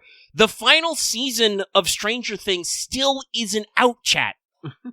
All those kids are literally 10 years older. It's so weird. Because they just can't I don't know what, if it's the budgeting or what, but they just can't they're only shooting 8 episodes at a time. They can't lock it in. But I feel I feel like the word I want to use here is Netflix is risk adverse. They are. It's the classic problem of the establishment, right? When they're up and coming, you're new, you're fresh, you're greenlighting everything. You've got more money than God, because not only do you have a fresh new business model, but also you've got loads and loads of investors who want to jump in on the hip new thing. And also, maybe want to obliterate big TV. They totally want to obliterate big TV. They blow up super huge, and then suddenly you're on top of the world, you're a publicly traded company, and you have to go to your shareholder meetings and explain where you're putting all your money, and suddenly you're very, very scared. They did do a Percy Jackson series. I'm pretty sure that came out. I haven't watched it. I don't know if I'll go for it. I don't know if I've heard crazy things. Percy Jackson, very solid original run. I haven't actually read any of the follow-up series. Oh yeah, definitely better than the movies. The movies were bad. I watched the first one of those just to see. That was abysmal. That one was that got too focus grouped, man. That went to shit. We're trying. I feel like we were trying way too hard to dodge the Harry Potter comparisons by just skipping to the age range of actors where we were already at in Harry Potter. Terrible. Also, they made Hades Satan again for no fucking dumb reason. Why do that? That's bad. It's so lazy. That's the Disney whitewashing. It's true. And even then, that works for Hercules because James Woods has charisma. It's the wrong interpretation of Hades, but man, he was entertaining. I mean, there's a reason why Hades has come back in most Kingdom Hearts games. They just keep booking that guy because he's easy to get. But yeah, no, it's just one of those things of you got to have a little bit of a bite. I mean, that's. Listen, if you want eclectic interpretations and reinterpretations of mythology, they're everywhere. You want the hip new, subversive interpretation. Read a book. Loads and loads of books about that. You can find them, but TV hits different. Hercules is a weird movie. I think we've talked about this before on the show. It's basically they turn Herc into Superman. Yeah. Basically, but then they also like stuck in a meta commentary about like celebrity culture. It was very weird. It was very weird. They made me an action figure. I remember that so much. There's still some cool stuff in there, and I think in terms of like Disney heroines, Megara was pretty against the grain for the time. Nah, Meg was great. Pretty solid run there. I'm honestly not upset about their interpretations of the Titans as like the primordial elemental deities. Like those guys are pretty cool. Except you, Ice Titan. Fuck you. You know why. I said the words Ice Titan. Everybody who played Kingdom Hearts 1 has PTSD right now. Yeah, no, I was like, it's not because of the movie, it's because of Kingdom Hearts. You are now hearing the sound of icicles dropping on your head. Thank you, Tyranno King, for finding the gif of the scene I just mentioned. I'm glad we had that as a gif. Yeah, I don't know. I hear a lot about how the like American animation industry is like shrinking a lot because like it's still valuable, but like none of the big like studio types clearly want to like put the actual fucking energy into it. We've entered the realm of CG and computers. Even then, though, the thing is that like with 3D CG animation and stuff is that is still artistry and like takes a lot of effort, and that's still not going to satisfy some suits who are just like, why the computer not make it magic in like 6 months? And they're like, you don't understand the amount of graphics you're trying to get me to render. I would need a supercomputer that can be shot into space to do that in 6 months. But you have 6 weeks. And this is why everyone is pushing AI and LLMs. Even though, like, AI also is, like, crazy energy intense. You need, to do really good AI render shit, you need, like, big-ass GPUs and cooling and render farms. Well, like I said, people, it's fucked. That's all I can say. It's fucked. I guess it is the thing of, like, if, like, Google or Adobe or OpenAI or whoever, like, they have the data farms and you're, like, a movie studio, you can just be like, hey, you've already built a data farm, right? Can I just rent some server time? But still, yeah, it's wild out there. I think my favorite Hades is still the Dresden one where he's just, a dude in a fucking power suit. Like, yes, this is important. No, that's a pretty good one. Like, I mean, Dresden does the correct thing, and he doesn't really call out Hades on any of the... He's done a couple of moves, but it does the classic one of, like, Harry is like, I mean, you're a pretty cool guy, like, mostly punishing intruders. What stuff about Persephone? And he's just like, listen, man, Demeter, crazy. It's all my mother-in-law, man. Honestly, that's the weird thing. Like, the fucking Persephone thing, it's one of those things that everyone has their own fucking interpretation of that shit. Oh, and I will say, there's a lot to be said about the mythologically. I know that, like, everybody drink. Like, OSP had, the Persephone deep dive video a few years back, and, like, here's the thing, Persephone's a really weird goddess, because, like, I think, actually, we're pretty sure, there's no equivalent of Hades in, Mycenaean Greek. There's just big sky guy Zeus, like Proto-Zeus, and there's the equivalent of Poseidon for basically everything else, for under the earth and under the water. But there are, like, Mycenaean versions of Demeter and Persephone, and some of Persephone's, like, epithets are, like, really scary. Like, some of the cultures, like, especially in, like, the deep backwoods of, like, Arcadia, are like, yes, the dreaded one, the dread lady, we dare not speak her name. Like, so, again, it's one of those things that, like, if you've got writer brain, it tingles your brain space of just, like, man, what are the guys in, once again, Arcadia, by the way, the region that famous mythological figures like Laocoon and Atalante are from, the actual, like, backwoods Greek hinterlands, which probably was full of wolves at one point. It's like, if they're scared of this lady, what the fuck is going on? Like, it's one of those things that, it tickles your brain a little. And it's very funny also to think about, like, again, how a lot of modern myths and stuff think about, like, Aphrodite, and then, like, I've mentioned before, but just the Spartans got Aphrodite first as Aphrodite Aurea, and it's just like, that's just Ishtar. That's just that's just an Ishtar in a hat. You put a little hat on her. Mythology's very fun, guys. We have a lot of fun here. It is fun, but also it's very confusing. So many interpretations, so much criticism, and so much just guys saying, yeah, I don't like how you told that story. Here's my story. Like, yeah, I want to know, in 1,000 years, is someone going to find, like, some old data in FGO and be like, yes, this is truly what the people thought of their characters, of the god? I mean, I would like to hope that future historians, if they're uncovering shit like that, at least can like talk about the relative time frames and be like, this was, the different culture's reinterpretation of a much earlier one because there is a time gap, but you truly do never know. No. I will say that is like my number one thing to tell everybody when if you're thinking about getting into mythography or even getting into mythopoeia, the act of creating myths. Mythopoeia, by the way, great word, love that word. Yeah, that's a great word. But the thing to remember is that mythology is not like modern fandom. There is not a canon. It's at one point, most mythologies were living cultures and religions. They were either religious or they were folkloric. Lots of folk heroes intertwined with all that. And they were living part of the culture. They were living memes. And then usually when they become mythological to us is when they no longer are a living part of that culture and end up separated. And then usually you can look back in like a slice, but it still won't flow like you pick up a modern book. So you got to remember, there's a lot of wiggle room, a lot of interpretation. God knows I've had to yell about Ovid so much doing Wanted. Luckily, it feels like for the most part, I feel like Nasu just doesn't care about Ovid. I mean, listen, Nasu's out there writing his own mythology. That's true. Like, I'm pretty sure Medusa and Athena's beef goes back earlier than Ovid, so there is like definitely some sort of like back and forth there. I'm absolutely shocked we haven't gotten an Arachne in FGO yet. But I can only imagine like what, FGO would do with that one. Honestly, we do really like the kind of like, tragic heroine sort of like, self-effacing narrative. We'd probably go with some of the older interpretations that like, some Ovid's version is that Arachne gets turned into a spider because she weaves a tapestry, which is a collection of all the dumbass stuff the Olympian gods did. And Athena is possibly rightly, but also possibly a little aggressively, a little nettled about this. It's like if you have a weaving contest and just, your opponent's response is to just print out a bunch of dumb memes about your family, all your family's worst tweets.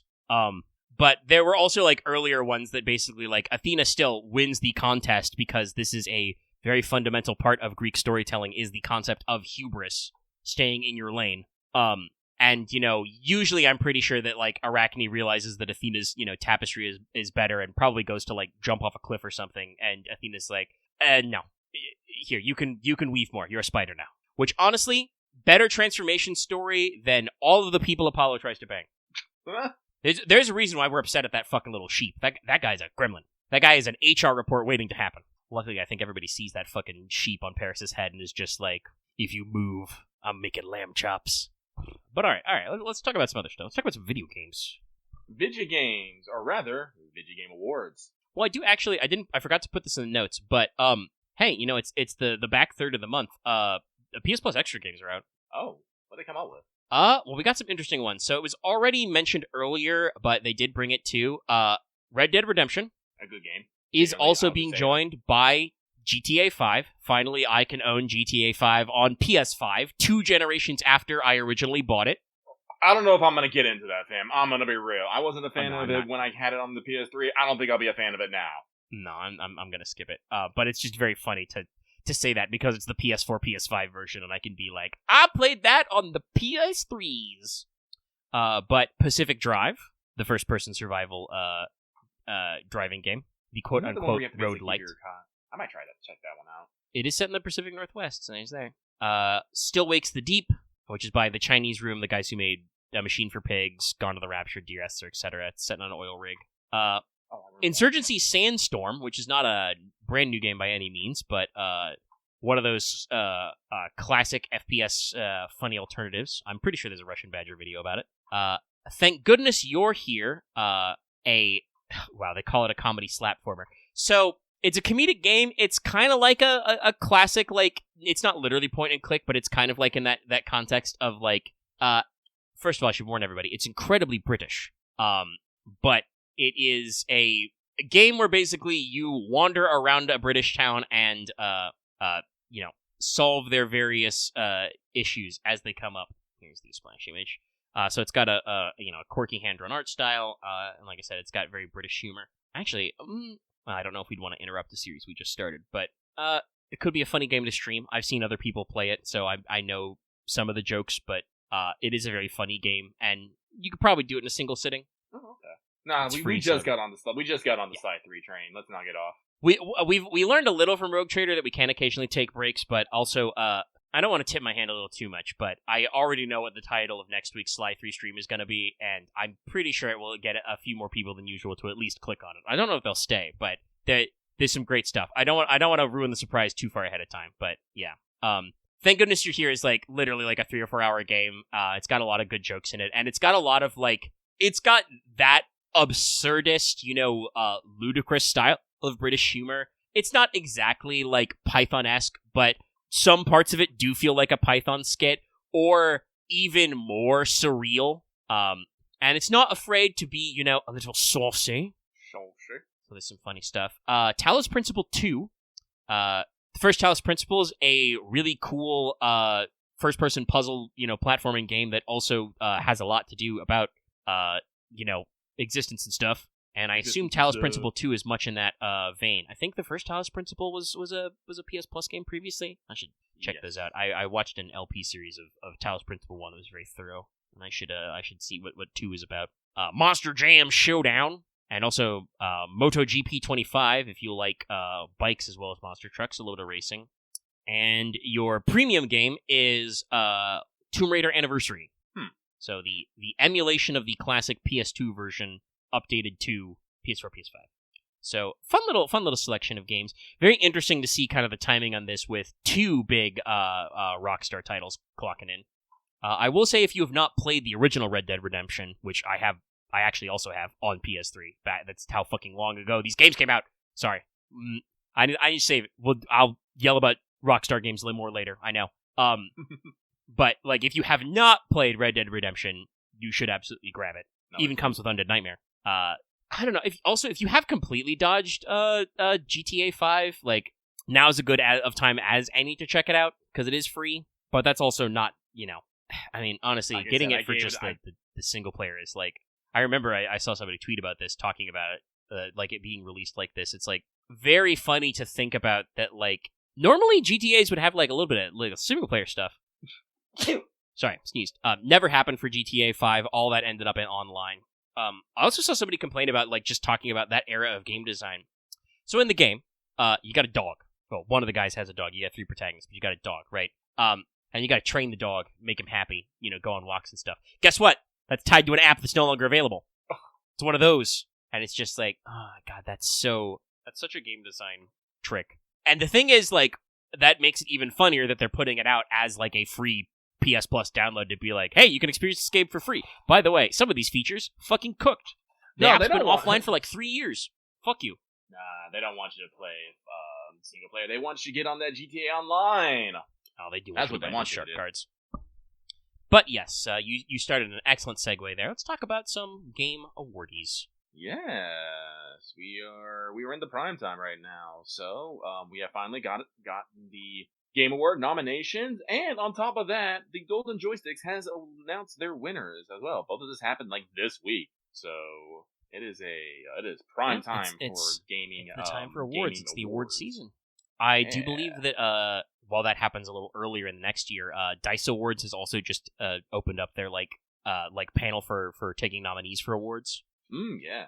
But yeah, Game Awards is pretty interesting because we talked about it last week. But Jeff said that they would quote unquote stream the announcements. It was probably more like a YouTube premiere. It was like 10 or 11 minutes long.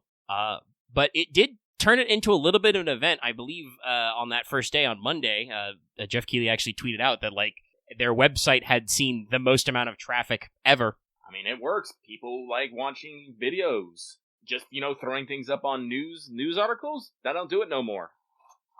You need to visually engage your audience. Well, and it is kind of like, it is, the video game awards themselves, the game awards are streamed, so it is kind of like, you're already in a video format. Why not present your nominees in that format? And then you turn it into an event, and we're here. So it worked.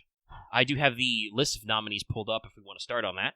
Yeah, we can start on that. All right. I mean, do we, the voting is probably in, not inverse order, but it starts with Game of the Year at the front. Are we okay starting there? Yeah, I'm okay Good way with to that. shake it up a little. Okay, so as usual, every category actually has a description. I will also remind you of how these work because that is actually kind of important. I'm not sure if the panelists always remember when they submit their nominees how these work, but they're important. So, Game of the Year is the big one, recognizing a game that delivers the absolute best experience across all creative and technical fields.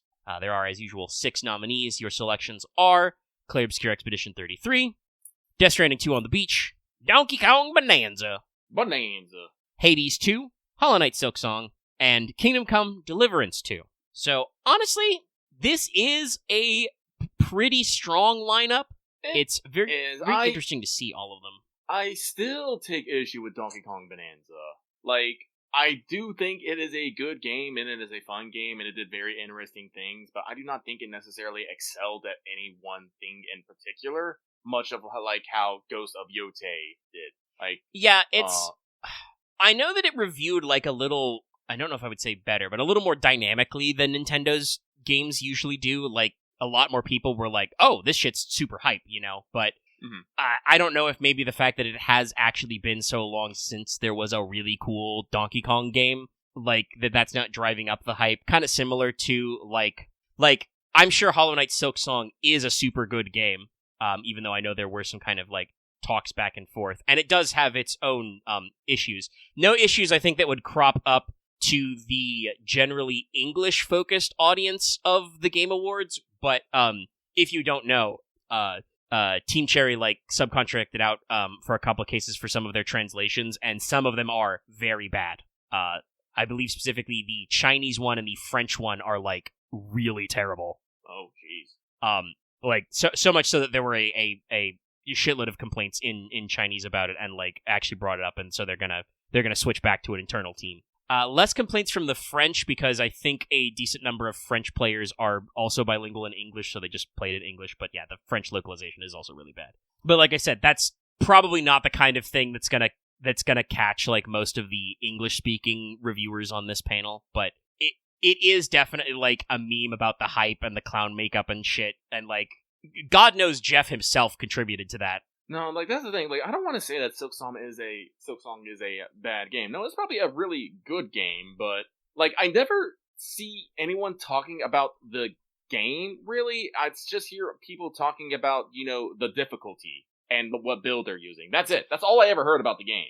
I never heard anyone talking about the story, the graphics, the music.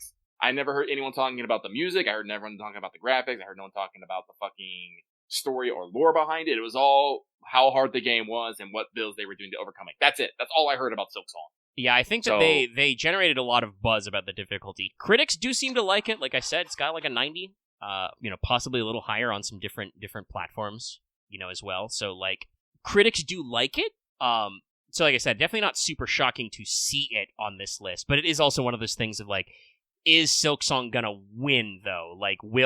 Will overall both the voting public, who of course only represent a fraction of the actual Silksong, Kingdom Come, Donkey Kong Bonanza. Did I forget one? There's 6. Kingdom Come Deliverance. Was Hades 2 on the list? Yeah, Hades 2 on the list. There's 6. Yeah, that's the other one that's a little weird to me because I know Hades, big thing, a lot of love it. People love to suffer.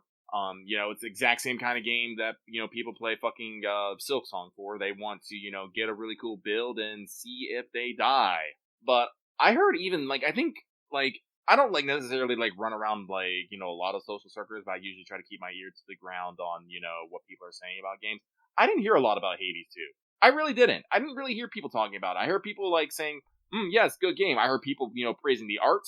I heard a lot of people praising, the art design and choices. That's it. That's all I heard. That little bit. I haven't heard people talking about combat. I've heard some people talking about it, both positives and even some criticism. They are working on overhauling the end game, but there were some people who were kind of the 1.0 version of it were a little critical of the actual ending when you get credits to roll sort of a thing.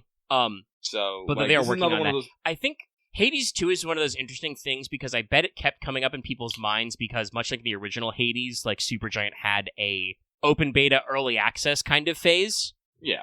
So people were drip fed a lot of the content. One thing always that has been praised is the music is still amazing.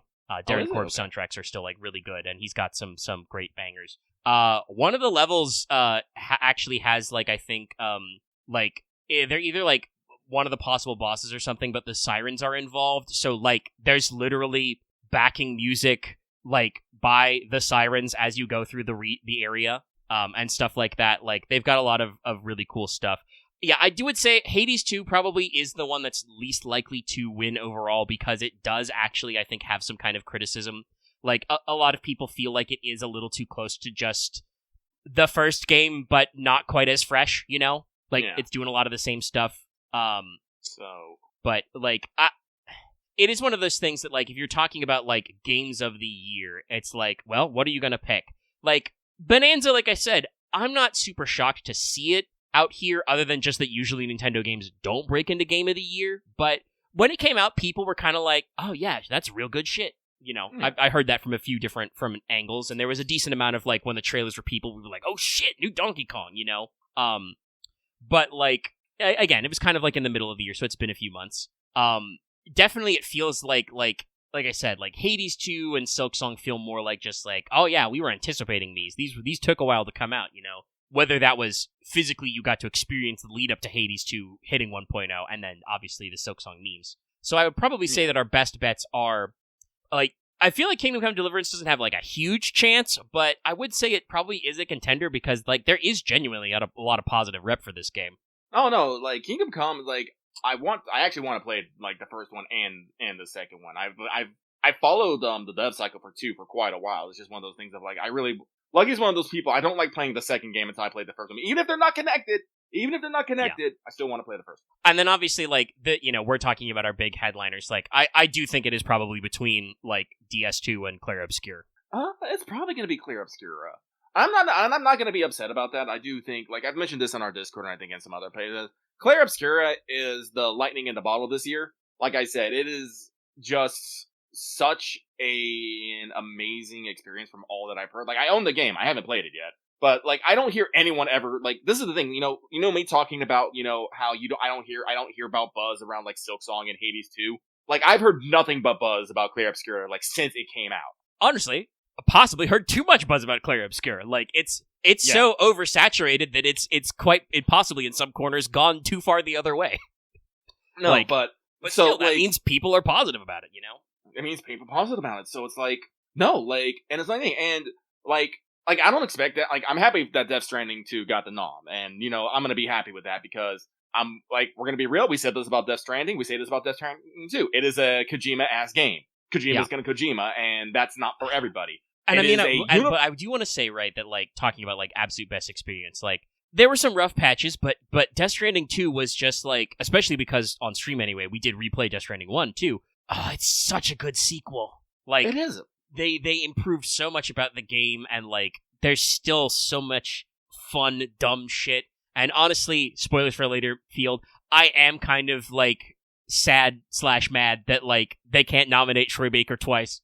And him, you know, pulling off being Indiana Jones probably is more critically impressive. But, like, I do want to play the Indiana Jones. No, I feel like they should have, like, given Higgs, like, the double nom for, like, his role in Indiana Jones and Higgs Monaghan.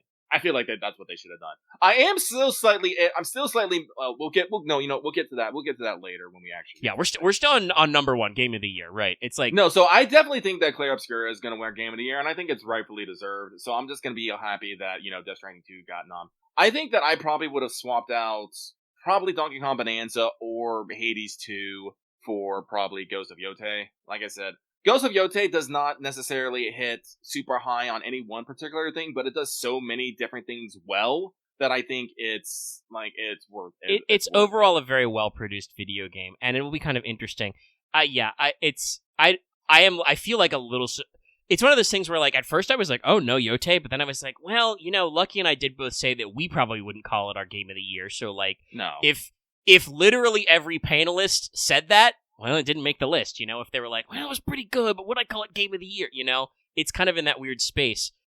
It got some nods later, which is really good, but it is one of those weird cases where, like, it is a really well-made video game, and, like, it is, you know, pretty big off, you know, like, running through, I think, you know, to spoil a future conversation, I think did it win console game of the year, the Golden Joysticks? I think it did.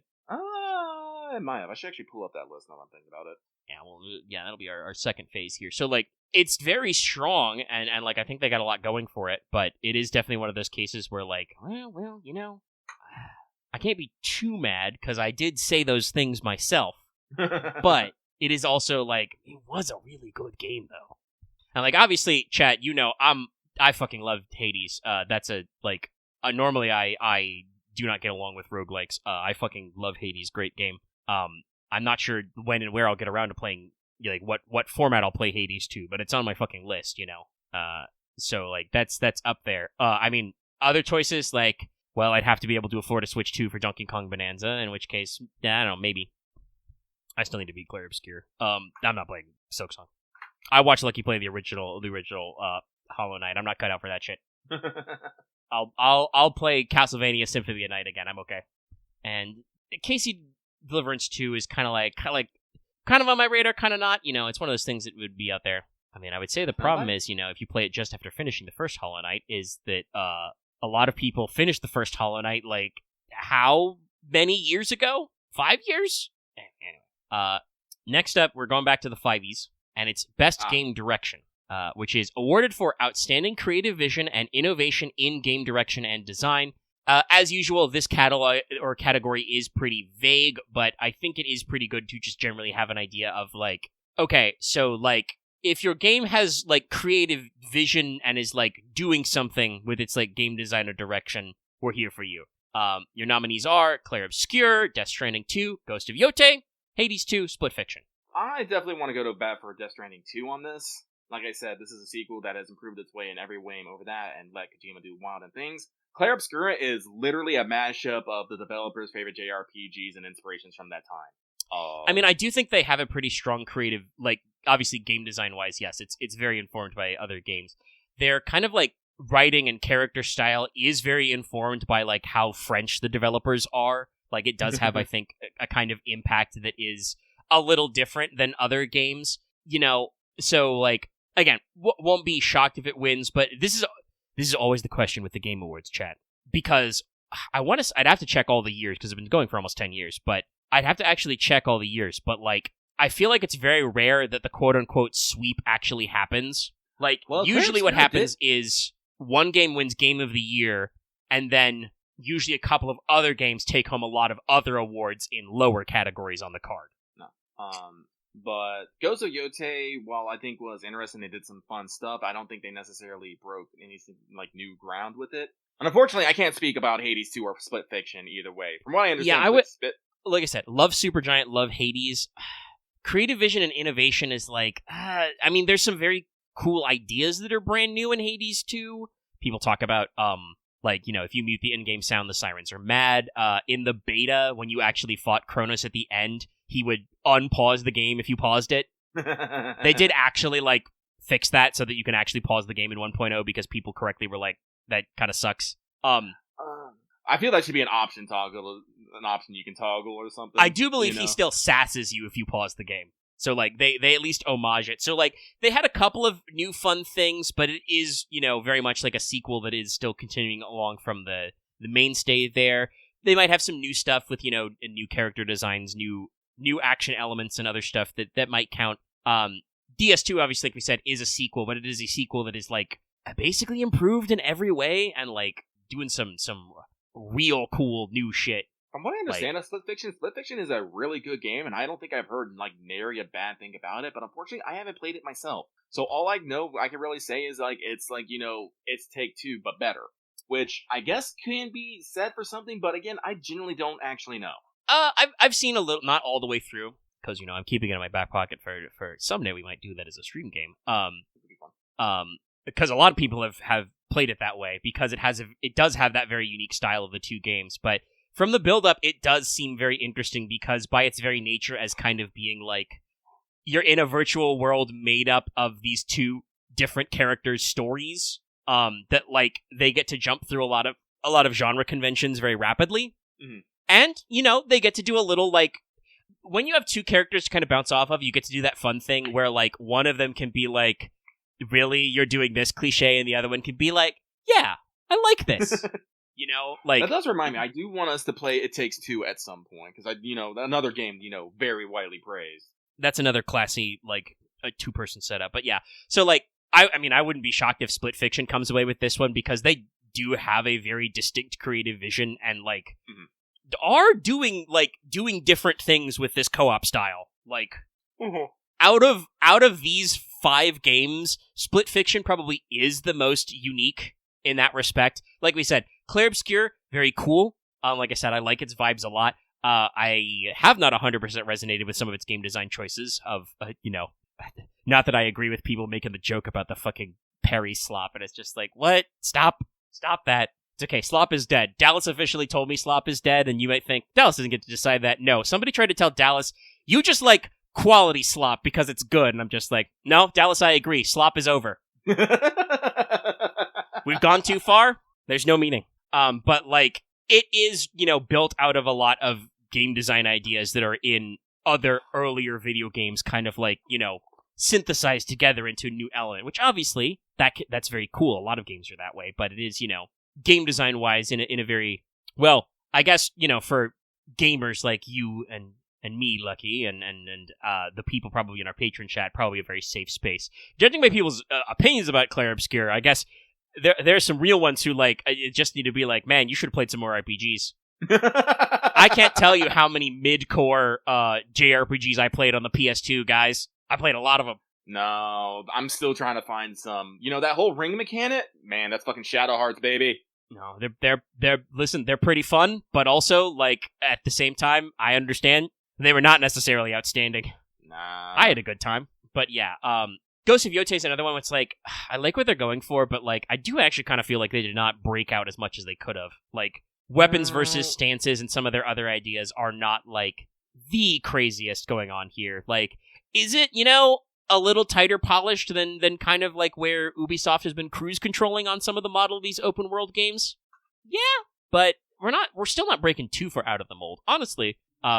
Again, with some of the stuff they're adding in like the 0.1 patch, we might actually see some more interesting stuff out there.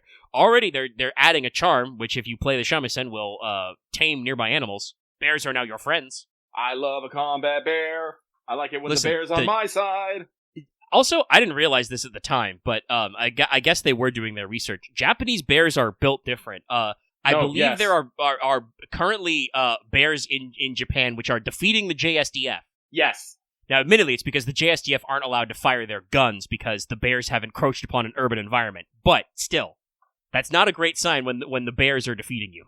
Talk about them feral hogs, man. If they let the JSDF cut loose with their helicopter carriers.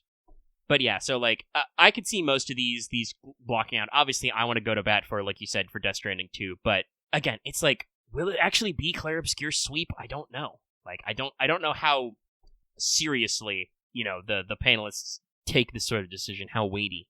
I don't know either. So next category is pretty simple, straightforward. Best narrative, outstanding storytelling and narrative development in a game. Your nominees are Clair Obscur, Death Stranding, Ghost of Yotei, Kingdom Come, and Silent Hill F. It's probably going to be Clair Obscura, and I'm not even going to fight it. It's probably going to be Clair Obscura. No, this is a rough one for me because, like, I'm not done with Clair Obscura, but I'm in Act 2, so, like, I've played a decent chunk of the game. It's tough to think about because, like, I do think that, like, narrative, like, storytelling and narrative development, right, are the qualifiers. That's where Ghost of Yotei is a little weak. The story is very simple. It is, yes. It's pretty straightforward. Kill 6 guys. A lot of the twists and turns you kind of expect from a revenge story are there. I think that the character writing is very strong, but that's not, it's not best writing, it's best narrative. Death Stranding 2, similarly, is like, also has some good storytelling and narrative elements, but also sometimes you're just fucking building roads in Australia, man. You're building it and listening to fucking Kojima's bespoke fucking OST. Listen, man, like the adventurer got lost again. Find his ass before he freezes to death. Man, no, man. Like, that was my Death Stranding. Like, Death Stranding probably has the best vibe, I want to say. Oh my god, if there was a best vibe narrative, and it was if it was these 5 games, by the way, because I think all of these games vibe, I would definitely vote Death Stranding 2 straight up. No, but no. And again, I am very interested in Kingdom Come Deliverance's 2 story. It looks very intense, and it, like, has a lot of, like, twists and turns in it. So I do think that is probably a pretty strong contender. And from what I understand, Silent Hill F is just a really good story. A very good, scary story. So Silent Hill F's interesting. I've heard, talking about, like, hearing things, right? I've heard some people, including some, like, horror diehards, who are just like, nah, man, didn't like Silent Hill F. Wasn't at where it's at for me.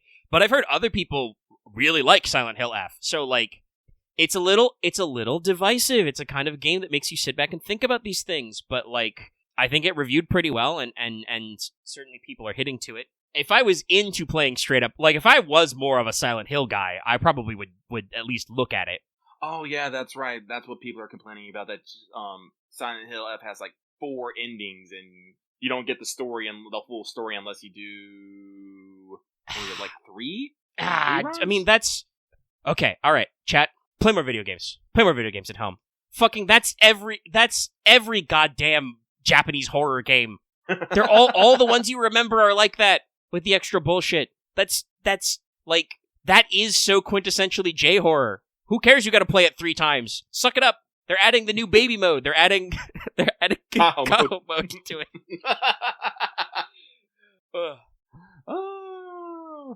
I mean, depending on your context, though, like, different endings can have different ones. Also, saying it's not completely whole runs. I don't remember Silent Hills that well, but I'm pretty sure to do a couple of the different Silent Hill endings, you have to do, like, a lot of different, like, you have to do multiple triggers in the past, which, like, back in the day of saving is, like, not guaranteed. Well, also, like, I don't remember, but Silent, like, all the old games, like, they weren't as long as you might think. You can actually get through, like, a few runs of Silent Hill 2, fairly quickly. I guess the question is, like, is Silent Hill F, like, no matter what you do, are you spending 60 hours a run? Then making you play it 4 times is probably asking a lot, but, like, I don't know, if you can get good at it. I think it was, like, God, I think you can get through, like, a run in, like, the original Silent Hill 2 in, like, less than 10 hours? Yeah, most of those old games do correctly have, like, a speedrunning element. Like, if you already know all the story cutscenes, you can just fucking... Sorry, I'm just imagining, Mr. I Miss My Wife, just instead of, like, wandering through the fog, it's just, like, football tucking. Like, you just tuck your arms in and sprint.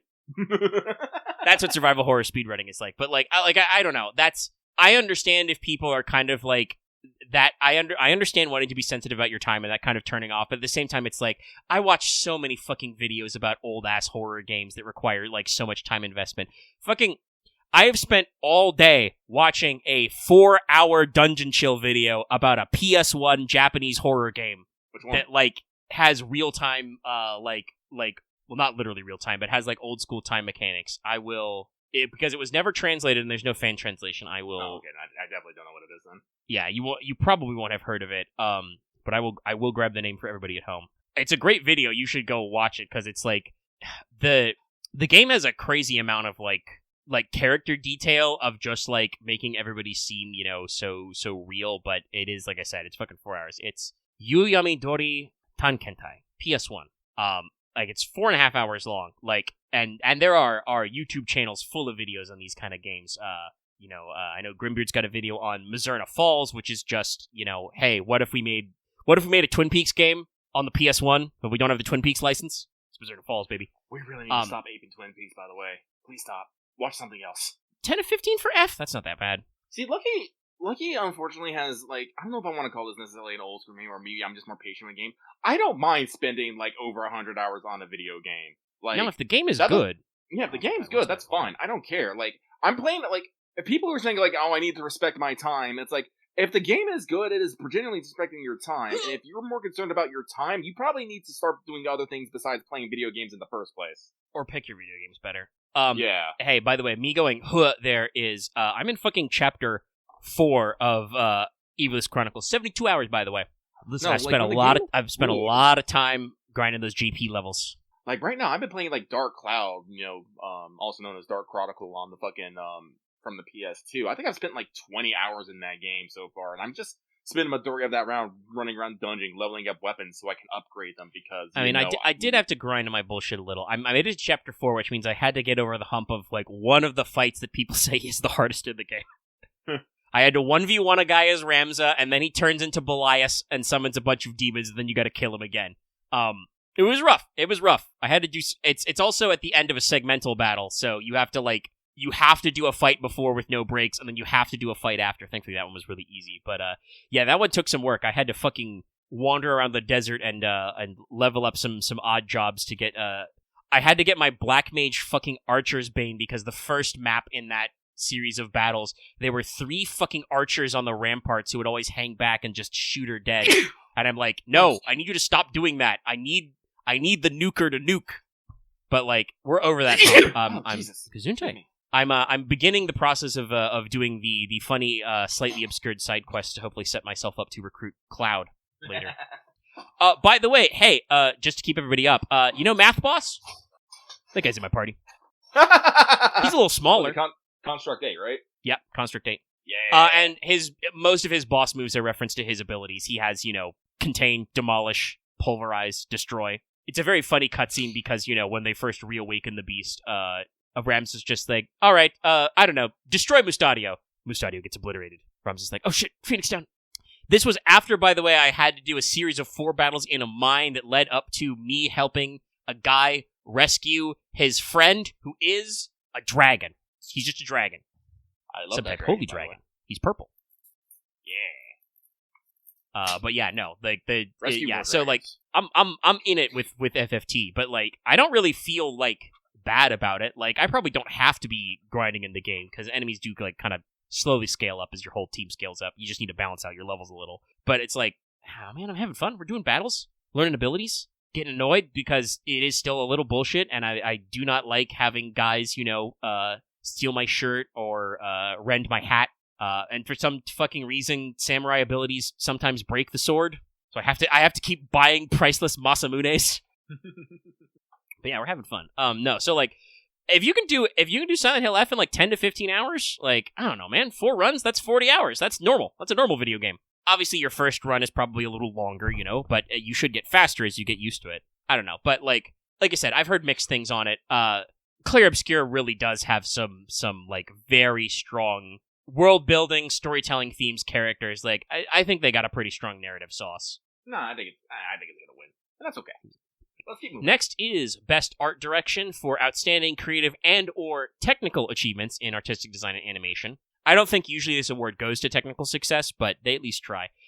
Your nominees are Clair Obscur, Death Stranding, Ghost of Yote, Hades 2, Silksong. All right, so I just want to throw out Hades 2 and Silksong right out the bat because while they are good, it's not fucking Clair Obscur, Death Stranding 2, or Ghost of Yote, all of which you do super crazy things. Well, okay, so it's not a technical achievement, but like Hades 2, like Hades 1, has a very strong, very unique art style, which is a decent chunk of the selling of the game. Like, it is a big hook. Like, I want to say I think that should be appreciated.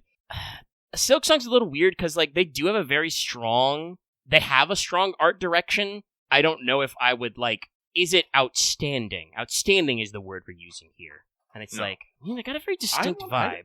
No. It's like, the way, like, Clair Obscura's whole, like, visual design element is around, painting and whatnot. And They all that. They went all in on their metaphors, and like everything about that game is super distinct. And Death Stranding 2, like I want to say in art direction, it's not necessarily because of the art style of stuff, it's just that Kojima keeps pushing what he can do with modern technology and putting that in his games. Yeah, that's probably the closest we get to the technical, because we're doing very advanced motion cap, performance cap bullshit. But also, I will say, I do kind of feel like DS2 has a little bit more of the art style sauce than DS1 because we use more Yoji Shinkawa designs. Oh, God, like, the Ghost Mechs have a very particular visual style, which is distinct from everything else in the game. No, like, seeing, like, the Magellan, the buildings, like, a lot of the landscapes. Yeah, the landscapes in Death Stranding 2 are crazy good. No, like, the map... Like, I really do like... improved over 1. No, it's way improved. And I like it because we're on this centralized island. Like, this is the fog tall tower. You see that mountain, you can climb that mountain. The fact that we have a fucking cloud layer that you can climb above and just look out upon the world horizon and just go, yeah.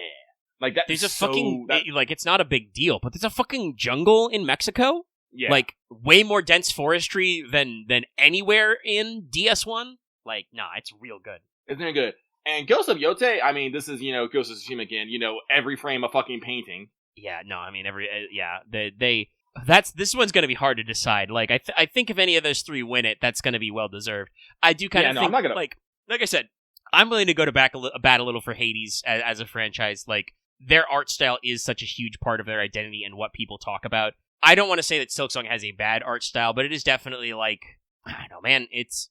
I will say that Hollow Knight Silksong does have unique character designs, very much as part of the whole motif. Yeah. So, like they are doing design language stuff, like I said. I don't know if it's outstanding. That's one of those things I'd have to play it probably to say. Like, they might have some crazy good, like, character animations, like, we've talked about this. I don't want to be, like, out here being like, no, you must have 3D photoreal graphics, 8K, like, 2D games can be beautiful too, you don't have to go, like, to the bat, but it's also, like, at the same time, those three big games at the front here, Clair Obscur, Death Stranding, Ghost of Yote, they, not only do they do all that, like, super HD stuff, but also they have big brain art direction. Hey, chat, how much did you hear, me and Lucky talking about Ghost of Yote being like, oh yeah, no, every different zone is a different season. Like, they have a recurring art motif thing going on. No, and just some of the stuff that just happens, like, during things like... Oh, the fucking... one thing you can't say that Ghost of Yote doesn't have is cinematography. Some of that's Kino as hell. No. I love the way the light plays off of Atsu, drawing her sword. Yes, no. Those reflection textures. Choice. Like I said, we take a lot of inspiration from samurai and westerns, which, honestly, samurai films are just Japanese westerns if you think about it. I mean, I think we have talked about this before, but the like, movie film culture was very circular in that time, like, yes, a lot of classic Japanese films were kind of influenced by old school westerns, and then in turn, kind of newer school, as we got a little grittier in the western space, they were like, oh, have you seen, some of these Kurosawa films? I mean, we've talked about this before, but who saw a fucking Kurosawa movie? George Lucas. I mean, I definitely need to look up some other directors. I know we always talk about Kurosawa, but there were some other good guys out back then too. I just can never remember their fucking name. I definitely think it is probably, like, I want to say, I want to support my man Kojima, but it's probably going to be Clair Obscur. Like, and I'm not necessarily going to fight.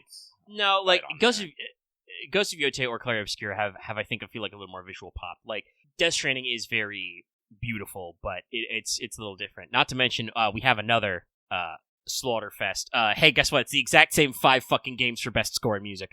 I don't know the score in music for I feel like I've heard Christopher Larkin before. But, like I said, you've said that Hades 2 soundtrack is really good, so I'll take that at face value. It's the same guy who does all of Supergiant's music, Darren Korb. He did Hades 1, and that was crazy good shit. I remember his shit from Bastion. I loved it. Same guy. So, like, he brings that same energy to Hades 2 with some new tricks. Lorian Testar for Clair Obscur Expedition 33. Hey, guess what? The fucking vocalist who sings, like, the vocal tracks for Clair Obscur, she's, like, one of the top 10 most streamed artists on Spotify this year. Clair Obscur has a very good soundtrack. Yeah. I don't think Ghost of Yote will win this one, but I am happy for the nomination, like I said. I mean, they talked about this when they set it up. Toma Otawa, soundtrack director, they set out to really bring a lot of energy to this and collaborated with artists all over the world. And I do want to say, I feel like the soundtrack and the score is a little more subtle for most of Ghost of Yote. It's very subtle and muted, but when it plays, pops, you feel it. When it plays, you feel it. Like, it's usually in the moment. Like, hearing the wolf song when you're, like, you're doing wolf missions always fucking got me. Especially, like, we talk about this, like, their music is a very much a fusion of old Western and, traditional Japanese instrumentation, which works really well together. But, like I said, it's a muted soundtrack and it doesn't necessarily, like, pop. Like, there's several leitmotifs in it, like with the wolf songs, the Atsu songs, and other such things. Motif, the actual, like, the sung, the, like, vocal tracks that play as kind of like the interstitials, very strong. Mm-hmm. But yeah, they are a little more laid back. And of course, we're nominating both Woodkid and Ludwig Forsell for Death Stranding 2, which is like, damn, man, though, that the game literally has a fucking mixtape function, and they're so good. Yes, it is very good, but a lot of those tracks were, from other art. I mean, art. the award does include licensed soundtrack. It's true. So, like, if you just want to go with, like, Woodkid's back catalog and some of the artists that Kojima contracted, like, it's there. And I have a new love of Magnolian. Yeah. I also want to say the fucking original music, though, also, really good. Rainy, obviously, Yes. Tomorrow. Yeah, Theme of Tomorrow kind of thing. No, really, really good shit. And of course, Ludwig Forssell was the original composer for, like, BB's song, which we have multiple new remixes of. I still need to find Higgs and fucking Die Hard Man version. The Die Hard Man cover's so good. Good God. That's my president. No, I listen. I want Death Stranding to win. Just talking about it puts a fucking smile on my face. It's a good rip, but like genuinely, these are probably like again. I don't know much about the Silk Song soundtrack. I'm pretty sure the music in the first Hollow Knight was pretty good, and like if enough people remembered the guy's name to submit him as an award winner, it's probably pretty all right. I'm trying to think, who would a big competition be? Bonanza, maybe. Nintendo's usually pretty strong on the music. I think probably Player Obscura is probably going to win this one. Probably. But I mean, like I said, the soundtrack is like super well streamed, and it is really good. All right. Another fun one. Best audio design. Recognizing the best in-game audio and sound design. So just game sound good. Does game have good alerts, good technical sounds, good, ambient sound? Your nominees here include Battlefield 6, because there's always one FPS game nominated here every year. I mean, I'm going to be saying gun sound and combat sounds are important. Honestly, I played the Battlefield 6 beta. It's a game that I might look for like on sale or with holiday money to pick up. I think it had some pretty good sound design. You have, the alert sounds when you're in there and the callouts, and, Battlefield obviously also well known for its environmental destruction. There are some great chunky sounds as you're knocking down buildings and shit. Like, they're pretty immersive. Clair Obscur, Death Stranding 2 on the Beach, Ghost of Yotei, and Silent Hill F. Probably a good sign that the horror game is in audio design. I would hope so. In there. You gotta got some stuff. Just some this one's tricky.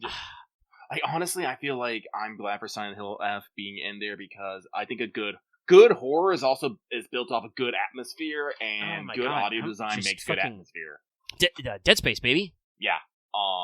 Just hearing the scare chord fucked up sometimes, but like they knew what they were doing. Yeah. Also, just the fucking sound of guys in the vent. Ghost of Yotei, I think, also had really strong visual design in combat. Also, just the fucking sting of the dual music playing every time you draw your sword is just like, yes. No, Yotei had some really good like ambient audio sounds. And I think they're all very distinct, like, hearing like audio mix of people speaking versus like animal sounds and shit. There are very distinct different sound cues, and just the swords sound good. No. Death Stranding, I think, also has a pretty unique like sound sphere. I don't know if I would push for it to win this category, but I would not. Like, while it's probably not bad and it's probably very serviceable, I do not necessarily remember anything memorable about Death Stranding 2. I'm trying to think, like, what would I break up into the audio design? Like, the Magellan chime, a lot of the, like, radio sounds you hear. They do a pretty good, like, different, footstep sounds for, like, Sam on things, crunching rocks, swishing waters, crushing snow kind of a thing. Nothing like about it like stuck out at me as like a bad sound, but also like I don't know if it had a lot of sounds that I was like, yeah. Maybe the sound of slapping cargo on my back, but that's pretty normal. Clair Obscur, I would also say, is probably like, again, not bad, but is a little weaker in here. Probably the most memorable thing I would say about its like audio design, like in-game audio and sound design, is probably like some of their like parries and other active combat commands have audio cues to go with them, sort of a thing, that are all pretty distinct, and got a pretty decent, balancing of like different combat sounds, but it's not like a knockout of the park either. I would probably go to bat for Yotei again, just because like I like sword sounds. Yes. But this one's like all over the fucking place. Who knows? Yeah. Could even be Silent Hill F. Who knows? Who knows? All right. Another big one. It's a sixer. Best performance. I have slight issues with this, but... Yeah, I will say, it is a little... I mean, I think that everybody there's 3 Claire Obscure noms in here. I think all of them do have very strong performances. It is a little funny that they're kind of spread out. Like, Ben Starr, Verso, one of our major supporting guys, nominated again. He's back. He's going to get flashbanged. Charlie Cox as Gustav. Kind of just something he, did off the rip, Yeah, apparently he spent, like, less than a day in the recording studio to get all the lines done. Yeah, he boxed out most of his work pretty fast. So, like, I mean, Gustav's so good, but, listen, Cox is a high-level actor. He's fucking Daredevil, okay? Like, and I will say this to him. He brings his Daredevil tier game to this video game. Like, he's not slacking. But yes, he also, like, they got his stuff out of the way very good. Erika Ishii, for Ghost of Yote, for Atsu. We haven't played it in English, but... Yeah, I'm sorry, Eye for Owls did the voice in Japanese, and... Very strong. It's Eye for Owls, guys. I think Erika Ishii did a pretty good job, obviously, for the English language track.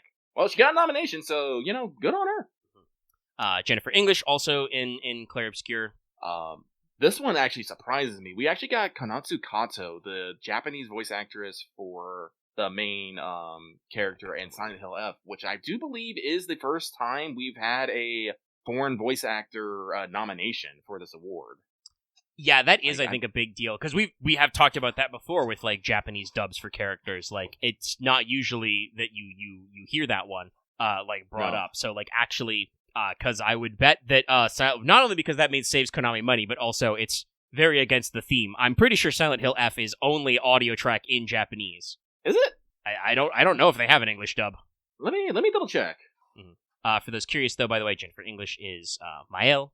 She has had other roles. She's been in, like, Divinity and like some No, it does. bits in there. She's Shadowheart in Baldur's Gate, so, like, she's obviously very good. But Mael is kind of like our what would I say? Like, Silent Hill F does have an English cast, it seems, but I'm assuming that people. Okay. It does seem like people probably. I mean, it's set in Japan in the '60s, Yeah. Well, this is like this is why I played like Ghost of Yote in Japanese. It's like I'm in Japanese ass Japan. I'm gonna play the game in Japanese. Like usually, like I've talked about, usually Lucky plays the games in the language that they're developed in. There's just usually a few exceptions to that. It's like Final Fantasy 16. I played in English because that's what the script was written for. Also, firstly, Ben Starr. Killing it. And Ben Starr fucking asking to be the Golden Chocobo in 7-3. I hope they let him do that. But and once the things, but yeah, so like I would usually, if the game is usually set in a location that has that, I'd be like, I play it in there. So no, but so looking at that, like no, I'm actually very surprised that she got the nomination. I'm happy for it because I hope that's sets a precedent to have this happen more often. Hell, I hope she's in the building. That's. I know that sometimes when they do nominate for guests, they don't actually pop over. So it'd be great to see. Also, by the way, a fun trivia just for people following the games Omega and Lucky are excited for. Jennifer English is also going to play the protagonist of the upcoming Tides of Annihilation. She is Gwendolyn. Yes. Just had another gameplay trailer, looking pretty sick. Looks sick. And of course, as we said, this is another Sixer. So Troy Baker, we mentioned him before for specifically Indiana Jones and Indiana Jones and the Great Circle. Which, again, I haven't gotten around to playing that one yet, but also, like, I've heard nothing but praise for his performance of being like, oh shit, he's indie. Yeah. But, again, this is one of those things, he was also in a game that we have played and stole the show almost every scene, playing his I was just like, you're just like, oh, you want Higgs? It's like, I'm always asking, where's Higgs? I need more Higgs. I think I remember I literally said when we got our first Higgs bit, I was just like, I've only seen Higgs one time, and I'm already like, I need more Higgs. Where is he? So good. Not so good. I think I did talk about this. I think like Troy Baker should have gotten nominated for like both his roles, put Indiana Jones and Hibbs Monaghan. I mean, honestly, like what I would like to say and what I see from looking at this, I know you may want to be careful about that, but I don't think it would hurt to nominate more performers. You may want to, especially if Jeff is actually, I don't know if he's actually said this, but people say he said it. They've quoted him as saying it. If you're trying to be the Oscars of video games, you probably need to have best lead performer and then best supporting performers. I could have swore we had that like last year. God, did we have that in different years? We might have. This would absolutely call because there's room to maybe readjust where we're going with like the Claire Obscure. Like, you might want to, because he is a character that shows up later in the game. You could reallocate Ben Starr's Verso, into the supporting, and obviously that would allow you to put Troy Baker up also for Higgs, I think, and leave some extra room. Best performance for 2024. Let me check 2023. And I will say, it is a little sad that because we're not accounting for Higgs again, because like probably everybody put Troy Baker's Indiana Jones higher up on their list. That does mean no Death Stranding in here, even though I do think everybody is acting pretty good. It definitely is like no real offense meant to Norman Reedus, but like his role as Sam is very neutral, I think, by design. Sam is a truck. Yes. Like, the appeal of Sam as a character is that Sam is a guy who's just like, I'm just here to do my fucking job, man. Cracks a can of tea. I'm a dad now, I don't drink beer anymore. Shit like that. Like, if I was gonna go to bat probably for any singular person other than Higgs, probably I would go for Dollman. Dollman, my goat. Dollman, I think. But, like, that would be, a supporting, like, performance type nominee. No, because Dollman's really, ride or die with you, and he does do a lot of talking to you and, to others, so he did have a lot of lines, like, now that you mention it. No, Dollman talks a lot, yeah. And, like, yeah, I can't really, like, a lot of the other cast of Death Stranding just kind of feel like they're along for the ride, Like, Tarman is there to be the new Die Hardman. Sam, this is Tarman. Shit's fucked. We can't use the talk currents. The talk currents, Sam. They're real fucked up. Thanks to Tarman. Fragile is a very strong character. Like, she's a very big part of the story. But also, by design, she spends a lot of her time being your boss, chilling back at base. And while I like Rainey and Tomorrow, they are definitely, like, less fully developed character, which is why we say there should be a Death Stranding 3 starring Tomorrow. I want it. And I don't just want it so I can fucking melt ghost mechs with my mind. Though, that would be a really cool traversal mechanic to add, Mr. Kojima, to let me, literally, skate on tar. But yeah, best performance is like, honestly, I'm pretty sure all these guys are pretty good, killing it. It's just, real strong ass shit. Let's see, like, who would I vote for? God, Charlie Cox's stuff is so good, but like, I haven't played fucking Claire Obscura, so I just want to go for Ben Starr for the meme.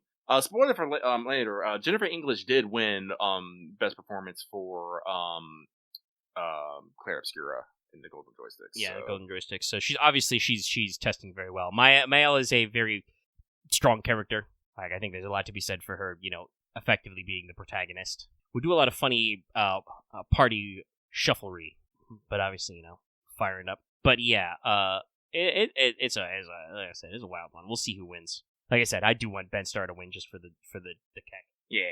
He's already made jokes reposting that one screenshot of him getting his face, white balanced to hell. Next up is one that's always really weird to talk about because I feel like I never have ever played the games on this list, but it's innovations in accessibility. So recognizing software and hardware features that, add features, technology, and content that help games be played by a wider audience. Your options are Assassin's Creed Shadows, Atomfall, Doom Dark Ages, EA Sports, Football Club 26, and South of Midnight.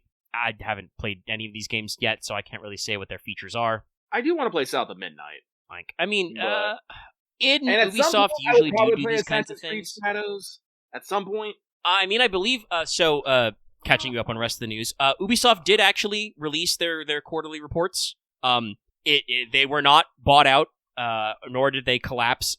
They did have an accounting error that kind of like caused a knock-on effect that they had to, at the last minute, kind of adjust, which I do believe means that they had to pay out some penalties, which was covered by their relationship with Tencent. But in that reporting, though, they talked about several things. First of all, while they did not turn a profit, they are trending up in their amount of money they're making, so they're looking to turn a profit next quarter, which will shock many people. Also, guess what? According to their earnings report, Assassin's Creed Shadows performed higher than expected. Personally, I think this just might mean that Ubisoft might have had lower expectations or something that is more reasonable than we have been expecting out of the game industry. I mean, even if that's fair, if they overachieve, that's still like that is it's a positive. Still good, but yeah, no, but it's like it's one of those things where people would be like, "Yeah, woke, it bombed." No, it did not bomb. It did not bomb. It performed adequately well. Also, people out there trying to say Ghost of Yotei bombed. That is also not true. It has I believe for a PS5 exclusive, it has a very strong install base, baby. People don't people don't want to believe that the thing that they don't like is doing well. No. And especially also, that's exaggerated, unfortunately, by the current nature of the culture war grifter, where it works much better if they just deny facts and just bullshit you so they can generate more videos for more clicks. But yeah, don't know anything about Atomfall. I think people talked about Doom Dark Age is good. I don't remember hearing about any sort of, like, accessibility. So, like I said, I don't know. Like, anybody who wins this category, I'll probably be like, okay. Yeah. Another one of our very, our confusing categories, but at least I appreciate the effort. Games for Impact, thought-provoking games with pro-social meanings or messages. Your nominees this year are Consume Me, Despelote? I have to assume that's how you pronounce that. Lost Records, Bloom and Rage. It's by Don't Nod. South of Midnight, also shown up here. And Wanderstop, Ivy Rodin and Anna Perna. Yeah. Like I said, I have no idea which one away. I'm interested in South of Midnight and Wanderstop. Wanderstop is that game that takes upon the cozy game. It's the one where that girl runs a tea shop, but she actually is not fitting in with her new slow lifestyle and wants to get out of it. Yeah, so a narrative-centric cozy game about change and tea. Yeah. So like that's a good hit. And I mean, Lost Records is basically guys, we lost the rights to Life is Strange, but we're the guys who actually made Life is Strange, so we're still doing it. So, wouldn't be shocked if they got some energy, but they're still doing that episodic stuff.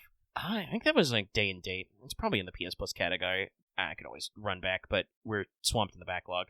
Mm-hmm. I have not heard of Consume Me or Despelote before, but if they're showing up, they're probably in there. I would guess, based on the art styles and the different people involved, they are probably games from, cultures or minority cultures that is not usually given the spotlight. Which, hey, more power to you. So I'm doing some quick records on Lost Records, Bloom and Rage, and it does say it is a very good story about kind of a coming age for teenage girls. Which I'm gonna be fair, I probably would not resonate that well with me. I have never been a teenage girl, so that's fair. It might miss me a bit on that one. Like I said, but if that is something you can relate to, go for it. Let's see here. Review. The first part of Lost Records, Bloom and Rage, is a wonderful, sincere portrait of teenage girlhood. Don't Nod has returned to and evolved. A tried and true formula, and the result is a supernatural teen coming of age story that'll spirit your heart away. They're nominated. We'll see. We'll see. Best ongoing.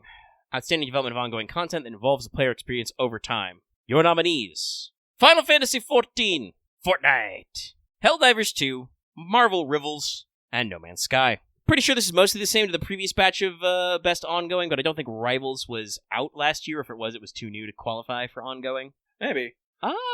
This is a wild one. Obviously, we're going to go to bat for 14. I think, I'm going to go to bat for 14, like I said. Ongoing, they've done a lot with Dawn Trail and then patches to Dawn Trail. Mm-hmm. Is good. Does Fortnite actually do anything new? It's such a meme game right now. I don't actually understand what... So, here's the thing.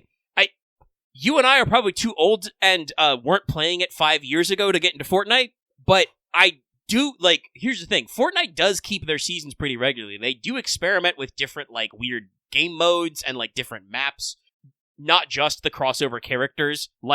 They do actually have something going on, usually. Okay. I have not been playing the game, so I can't tell you, is it old yet or what, but, they do spend a lot of effort on putting new content in. So, okay. they are ongoing. So I guess I can't be too mad if they're actually not just rehashing the same thing over and over again.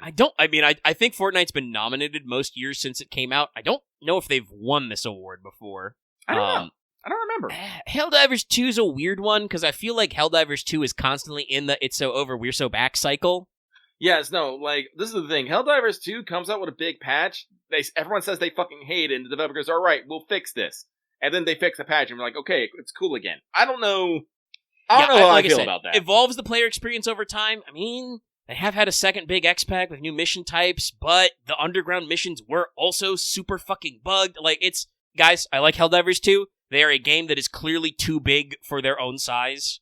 The apple's bigger than their eye sort of a thing. They're trying their best, I genuinely think this, and they do come out with cool new content.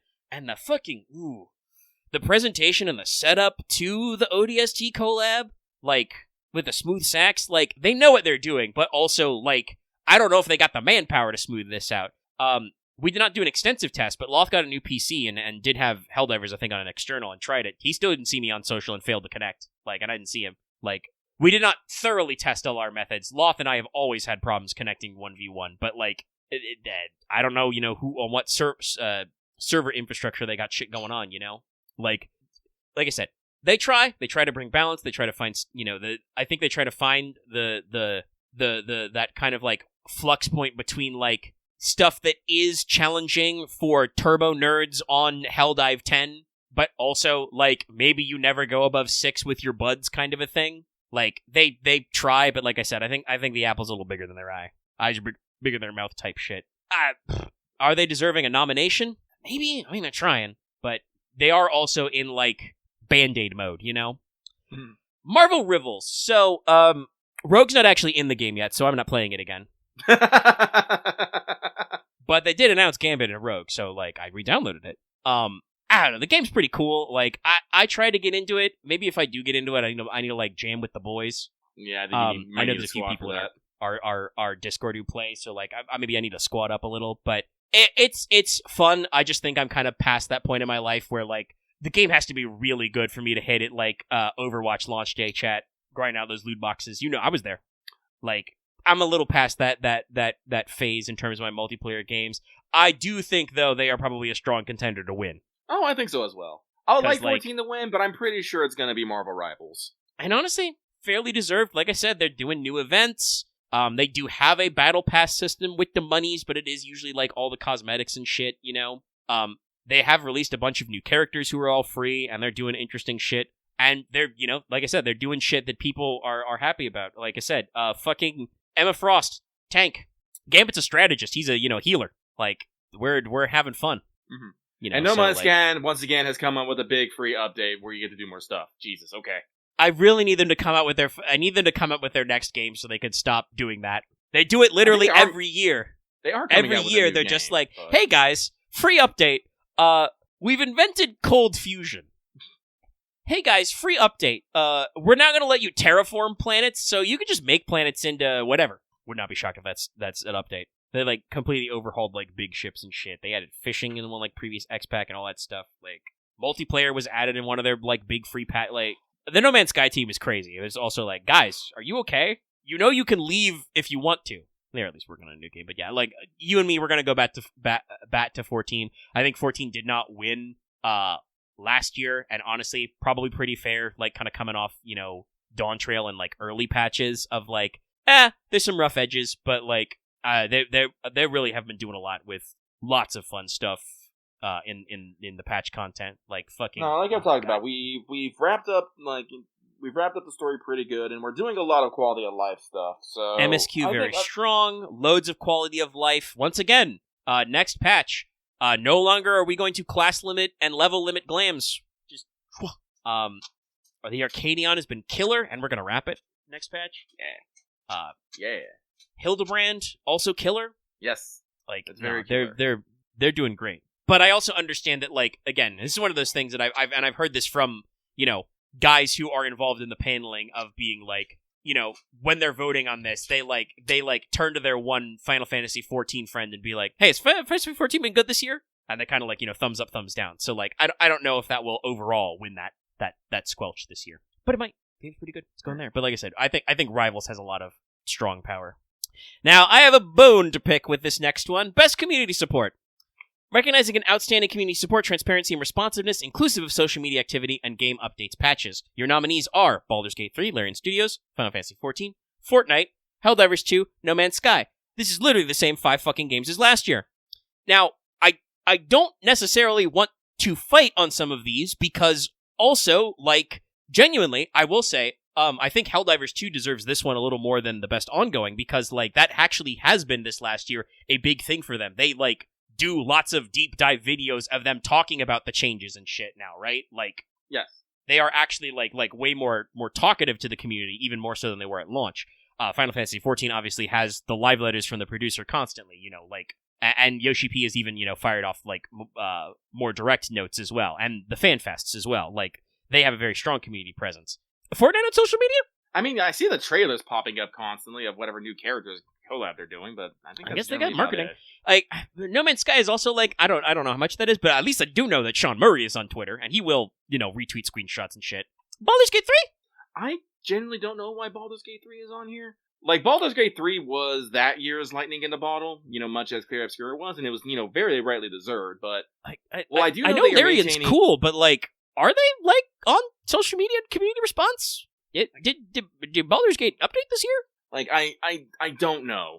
But yeah, this is the problem with... That's weird. This is the thing with people with, games that are the lightning in the bottle, that get captured like that. They stick around way longer than they probably should. I guess to the testament is that, like, people are still thinking about Larian and Baldur's Gate, which I guess, like, okay, fair, but I don't know. Like I said, this is one that I'm like, I don't know who's gonna win. I'll hope for as usual 14, and if Helldivers clicks it, again, that's probably more deserved than Best Ongoing, because that is, I think, something they really have improved in on, and that is one thing I can't really be negative about, of like, hey, we've got 2 devs on a couch, they've got the big list of changes, and they're gonna talk about it. Like, no, that's solid. I almost want to say I want to see Abiotic Factor be on here, because Abiotic Factor has some of the funniest videos I've seen in a long time. They crack me up every time. Yeah, I don't want to float the word snubbed in the room yet, but there was actually, I saw a couple of people who were like a little going to bat for Abiotic, because like it did hit 1.0 this year, and it's a pretty solid game for its niche, and as you did say, they do have very funny community interactions, both their dev blogs and also kind of like their shorts and stuff. Mm-hmm. They are also ongoing. They're doing updates. Unfortunately, I think because it was, one of those sorts of early access games, I think it kind of dodged the wider gamosphere's like mindset, and certainly I feel like it hasn't latched on in like a wide blown social media sphere, and definitely not in like a creator sphere. Like, I'm sure it's because the studio probably doesn't have the money to like sponsor a lot of streams or anything, but I haven't seen a lot of people like streaming it. I haven't seen like big coverage out of like, any gaming outlets. When it came 1.0, like almost nobody actually like gave it a crack. I found out that fucking Remy had a video of it in early access like a year ago. I actually found that his channel. I was like, oh shit, he did do an Abiotic video. Back when it was still in early access. But yeah, I feel like just it marketing is important. Mm-hmm. And it hasn't quite touched people. But, like I said, some people have actually, I've heard them say it, of being like, maybe could have used some noms. All right, best indie. It's another sixer. Reminding you, by the way, this says, for outstanding creative and technical achievement in a game which is made outside the traditional publisher system. So, Jeff gives himself some wiggle room here, because this includes both self-published and also, again, non-standard publishing stuff. Mm-hmm. So, you do have some games which are have a publisher, but also some which are completely self-published. You've got Absalom by Guard Crush Games. Looks like a cool cover. Haven't heard of it before. Ball X Pit by Kenny Sun, published by Devolver. This one's interesting. I haven't gotten around to trying it myself, but basically the way I've heard people describe it, it's like Balatro, but for Breakout.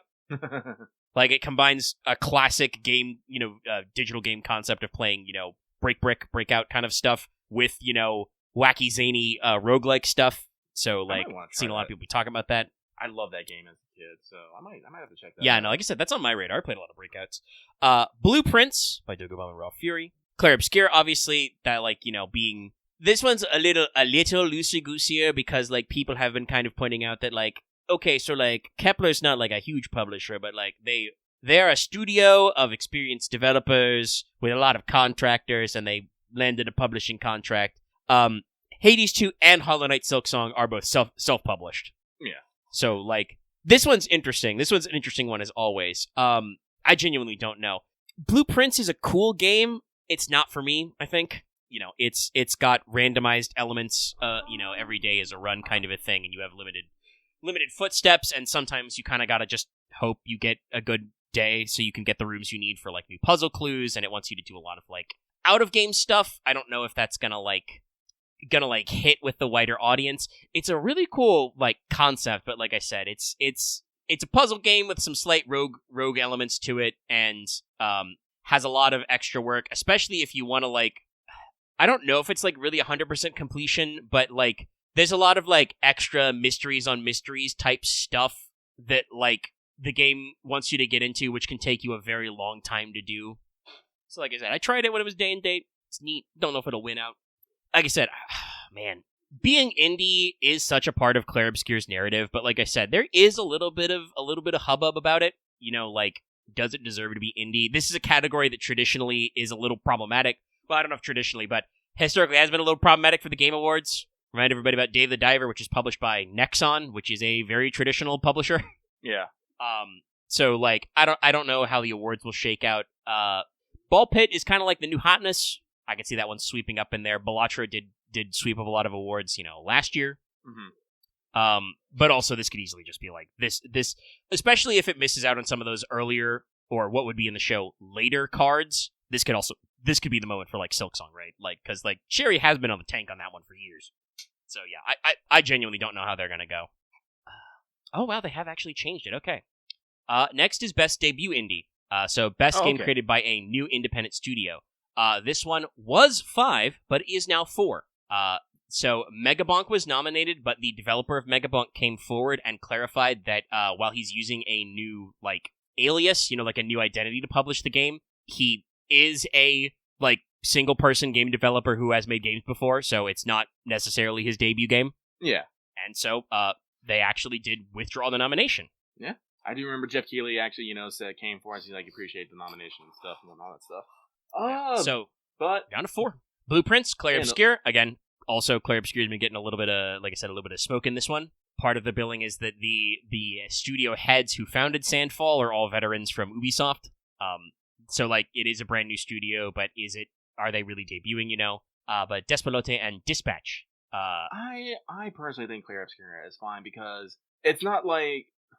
Sorry, I'm trying to think of even if they have veteran developers at the head, it's not like they had pre-existing workflow. Basically, it's it's like saying because it's like saying shit. I'm trying to think of a good analogy here. I think it's got like one. because a lot of guys that started Trigger were guys who were originally at Gynex. Do you lump all their success at the fact they were at Gynex first, or no, that they went out to go do their own thing in their own way? I think another one would be like, especially for awards, would be like penalizing someone for being like assistant director for a famous high-level director on a big-budget movie and then steps out on his own. It's like, yeah, of course they had worked in the industry before. Like, yeah. I don't know. That said, this one could also easily swing to Dispatch. Dispatch is the new hotness. From what I hear, it's a very strong narrative. Yes, very, very strong game. Got a lot of people talking about it. I think they've got like over 4 million players. They said that in like, I think like 1 month maybe or something, they smashed their like 3 years sales goal. So like they are like super blowing up. And again, spoilers for the Golden Joysticks, but when the Sandfall head got an award there, he went, by the way, play Dispatch. So like, you first of all, you can't say that Sandfall won't go to bat for the homies, but also like Dispatch is making moves. So like this is one that could strongly be, especially with Megabonk out of contention, this could really go to anybody. Yes. This is Dispatch's only nom, so sometimes that sways, the award public, and sometimes it don't, but we'll see. Best mobile game, not just Fortnite, and Fortnite. No, actually, I'm actually very surprised about the nominations here. No, for once, we may have a good, best mobile. Unfortunately, no, FGO, but like I said, that would probably technically have to fight for best ongoing at this point. Also, no best Nikkei, but I've made my peace with that. That's a lie. Lucky you'll never. Yeah, I mean, sad. It's another kind of thing that's sad is like at this point, like for Nikkei to be considered, they're at your 3rd anniversary. Yes. Overall, that it probably would also have to fight for ongoing. But best game playable on a mobile device, your nominees are Destiny Rising, Persona 5 Phantom X, Sonic Rumble, Uma Musume Pretty Derby, and Wuwa Wuthering Waves. Notice MiHoYo not on here at all. I'm actually very surprised. I mean, technically, I think Zenless had debuted by the time it was up for last year, so they got in there. So, like, I don't have any new games. Not that I think that's necessarily stopped Best Mobile before, but no. I believe all of these titles did at least have their Western release this year. Yes. Well, I don't know about Wuthering Waves. I think Wuthering Waves is, 2-3 years old at this point? Well, I'm not sure now. Let's look for Wuthering Waves, what its dates are. It says 2024. Oh, okay, so it was last year. Okay. Initial release date, May 23rd, 2024. So let me actually check, like, if they got any, like, differences out there. Regardless, I'm gonna go about for Umamuse Pretty Derby. Horse Girls Racing. It's good. Oh, it's gonna be Uma Musume.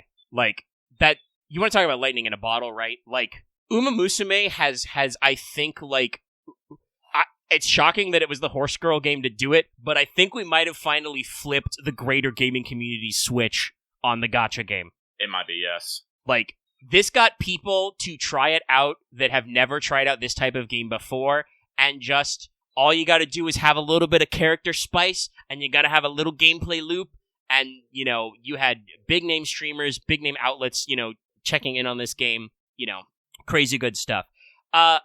P5X is a little weird. Like, they've had some rough issues with global, tight windows, issues with rewards and stuff compared to the previous servers and whatnot.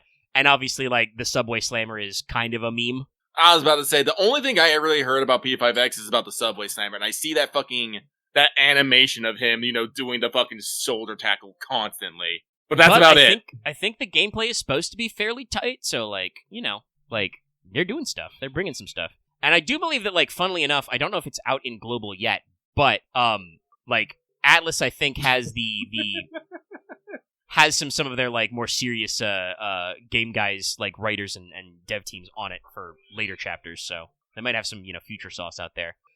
Personally never tried Wua, but, you know, good on them for breaking out. Though I shouldn't be shocked that it was decided to get a nomination, maybe, because when I clicked on the Wikipedia to double check, it did say originally inspired by Death Stranding. Was it? Yeah, apparently they said they were aiming to create, you know, kind of a particular sort of like post-apocalyptic world you can kind of wander around in. Was like their very early gameplay design. That's rad. You know, experience a fusion of old and new stuff like that, you know, borrowing from, like, Punishing Grave Raven, Pokemon, Genshin Impact, and stuff. They're, I think Wuwa counts because while their original release was last year, they did have a console release in January of this year, and also got a Mac port in March this year. Oh, okay. So they've been expanding to new platforms this year as well. But yeah, no, that's another one that, like, I don't think I've heard, like, super negative things about them. I do know that some people be running around, you know, gunning for it. I need Uma Musume to win, and we need to dedicate the win to Hara Urara. Hell yeah. I will say, I haven't heard much about Sonic Rumble, but when I know that there were some Sonic fans who saw it on there who DiCaprio pointed, so that's probably a good sign. Yeah. Also, funnily enough, I do think, actually, I have heard some people go, like, say that Destiny Rising is, like, in some ways better than Destiny 2 right now. Wow. Which is really weird to say about the NetEase mobile port. But yeah, like, I think it's one of those weird cases where, like, they have some good gameplay and story ideas, I think, but it's unfortunately confined to mobile. One of those games, which always sucks ass. What I've heard about the new Dissidia title, for instance, really good animation, really cool music, plays like dog ass in the betas. Like, people do not enjoy playing the new Dissidia game, probably because it's on a fucking phone. Okay, so it's like Sonic Fall Guys? That's probably pretty fun. But yeah, no. We're here for Uma Musume, man. I wish I could keep playing it, but I do not have the time.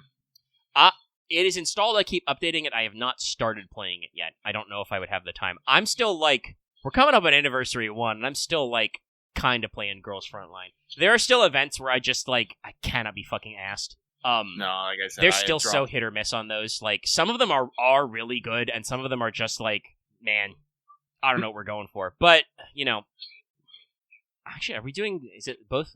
I know for sure Leva's coming up for the anniversary. Is it Lena and Leva? Yeah, well, you know, we gotta show up for the girls. No, like I said, Lucky has dropped all his gacha games except for FGO, Nikkei, and I'm now playing Trick Cal Chibi Go because it is the stupidest game I have ever played, and I say that with love and affection. Hey, that's fair. Who amongst us hasn't played a little bit of a funny little dumb game? Best VR AR. These are all VR games. I don't even know why they bother saying AR.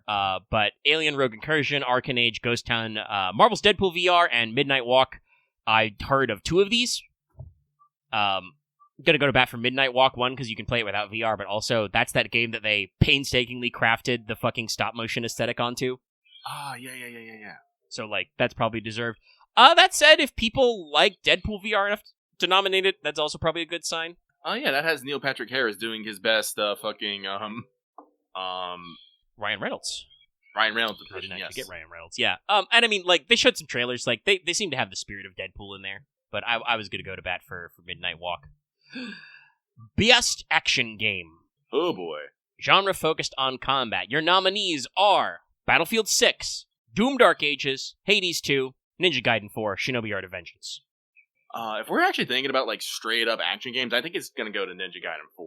It's basically, Ninja Gaiden 4 came out of nowhere, and people are saying that it plays, like, just as good or better than, like, Devil May Cry 5. It's Platinum and Team Ninja, man. How the fuck are you going to go wrong? Yeah. No, that's great. That's good for them. I do kind of want to go to bat. You know, I want to say they deserve it if they win it.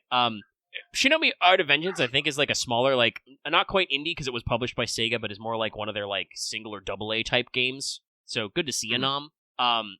Hades 2, obviously, if they're improving, I should say, on the gameplay loop from Hades 1, probably a very solid action game. A lot of fun stuff you could do in Hades 1. So if they've got new boons, new gods, new weapons, there's going to be some more bullshit. So like that's, and also, hey, like I quote unquote completed the story of Hades 1 for a roguelike. So like, there's some action there. For our first person shooters, interesting space. So multiplayer wise, Battlefield 6, I played the beta. The beta of multiplayer, very much a strong return to form. Like, had fun little widgets for your guns. Gunplay felt pretty good. Had your vehicles and all your stuff out there. They went back to the classes. Seemed very solid. Campaign, though, generally people were like, it's alright, but it's a little short for a campaign. I feel like this is usually the case now with our big multiplayer FPSs. I mean, I don't actually know how short the Black Ops 7 campaign is. I think just a lot of people played it and they're just like, nah, weird. I think the sentiment I've seen echoed by most people, either looking at the footage or who've actually played it, is like, the guys making Black Ops 7 don't want to make Call of Duty anymore. They want to make different video games. And I'm like, I was kind of surprised. Yeah, they made 7 of these. I was kind of surprised when they made them past, like, number 4. Like I said, 3 is when they lost me. Yeah, no, I would be fucking tired, too, of being stuck in the COD dungeon. So yeah, and also, hey, even though they were valid to nominate, you don't see Black Ops 7 here. Oh, another sneeze. Sorry. Doom Dark Ages, I don't know, that was a little earlier in the year. I can't remember how people felt about that one. Did we have buzz? Did we not have buzz? People aren't talking about it anymore, but it's usually pretty good, so I don't know. Wouldn't be shocked by a Ninja Gaiden poll, though. Yeah, let's go. I do need to pick up Ninja Gaiden 4 at some point. I never beat 3. Alright, here's another one that's a little tough. Best action adventure. Action-adventure game combining combat with traversal and puzzle solving. Your nominees are Death Stranding 2, Ghost of Yotei, Hollow Knight Silksong, Indiana Jones and the Great Circle, Split Fiction. I think we actually have a year where all 5 of these games are comfortably described as action-adventure. Some of them might be a little weaker in the puzzle department, but no, I'm pretty sure all of these involve both fighting and traversing. And definitely some of them have more puzzles than other. So, man, who would I say? Who was the best out of these? I mean, I've only played 2 of them, but I've seen some footage from Split Fiction. I mean, in it also, I shouldn't say, even though we haven't played it, it's on my radar to get into Indiana Jones. That's another one that is supposed to be pretty good. Both in terms of, solving puzzles and punching Nazis. Honestly, genuinely, I think actually Hollow Knight Silksong might get this one. They are classic Metroidvania. The combat is supposed to be pretty tight, and they do have traversing. Yeah, no. It is a video game where you can double jump, pretty sure. No, like I said, Ghost of Yotei and Death Stranding are very good at the games, but honestly, Death Stranding 2 isn't about the combat necessarily, although you do have a lot of fun and neat things to do with it. You have maybe a couple cool, really cool boss battle set pieces, but if you're good enough at the game, you can avoid majority of the combat majority of the time. I mean, I don't know. I almost think that makes it a stronger contender in action adventure. It is one of those games where you really can do that Kojima type, pick your way to play stuff. If you do just want to fucking roll over, bandits, you can. I personally didn't care for that because they threw too many grenades at my cargo. But, I can see a gamer out there being like, how dare you? Heavy machine gun. No, I guess that is Ghost of Yotei, honestly, like I said, this is one of the things. They do a lot of good things. They don't do many great things. Like, I would honestly, not I say love that Ghost of Yotei is the best action adventure game. It's a good one. It's not the best. I do love, dueling someone with a fucking samurai sword, and then I just pull out my gat and blast them. I enjoyed that every single fucking time I did it. It's true. Honestly, though, I think the adventure parts are where Yotei is weaker. Like, actually, like, exploring randomly and just finding stuff, very cool. Very, very fanciful. But also, like, I don't know, the traversal was pretty normal. You had a grappling hook. That was cool. I liked it, but it was, normal. I put it on the good because it had me following around cute foxes and a very cool wolf. That was very fun. That was neat. It did have puzzles. The puzzle boxes didn't really feel like puzzles, but they had some trial and error type stuff. Like I said, when you were in the Kitsune lands, you had to figure out some. You had to figure out some the stuff. symbol puzzle and stuff. Existed. There were a few of those. But, it had Zenny Kojiki. Okay, so actually, I have to take a quick break because I gotta go let the dogs out. We've been here for like over 4 hours. The dogs. It's true. We're about 4 hours. That's so fine. We can take a break, Ski. I'll stop down the recording while you're gone. All right, and we're back. Let's move on to Best RPG. Best RPG. The game designed with rich player character customization and progression, including massively multiplayer experiences, even though I don't think any of these were mass multiplayer. No, it doesn't seem like it.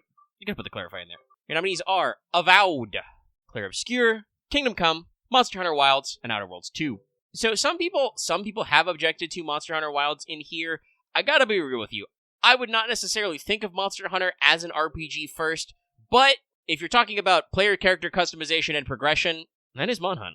Mm-hmm. That just is it. Do I think Mon Hun is the best RPG this year? I had fun, but I don't know. I mean, I feel like it's gonna be Clair Obscur again. Probably. Out of these, it is one of the two I've played. Glad to see Outer Worlds 2 nominated. It's 2 Obsidian noms on here. I don't know about Avowed. That's one of those ones that's like, I heard a little bit about it. Yeah. Any for there?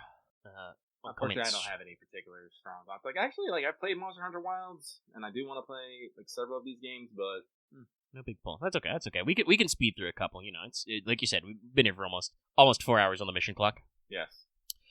This category will be really fast. Best fighting game. Half of these are collections or remakes. And the other one is the Riot fighting game, which I hear people clown on a lot.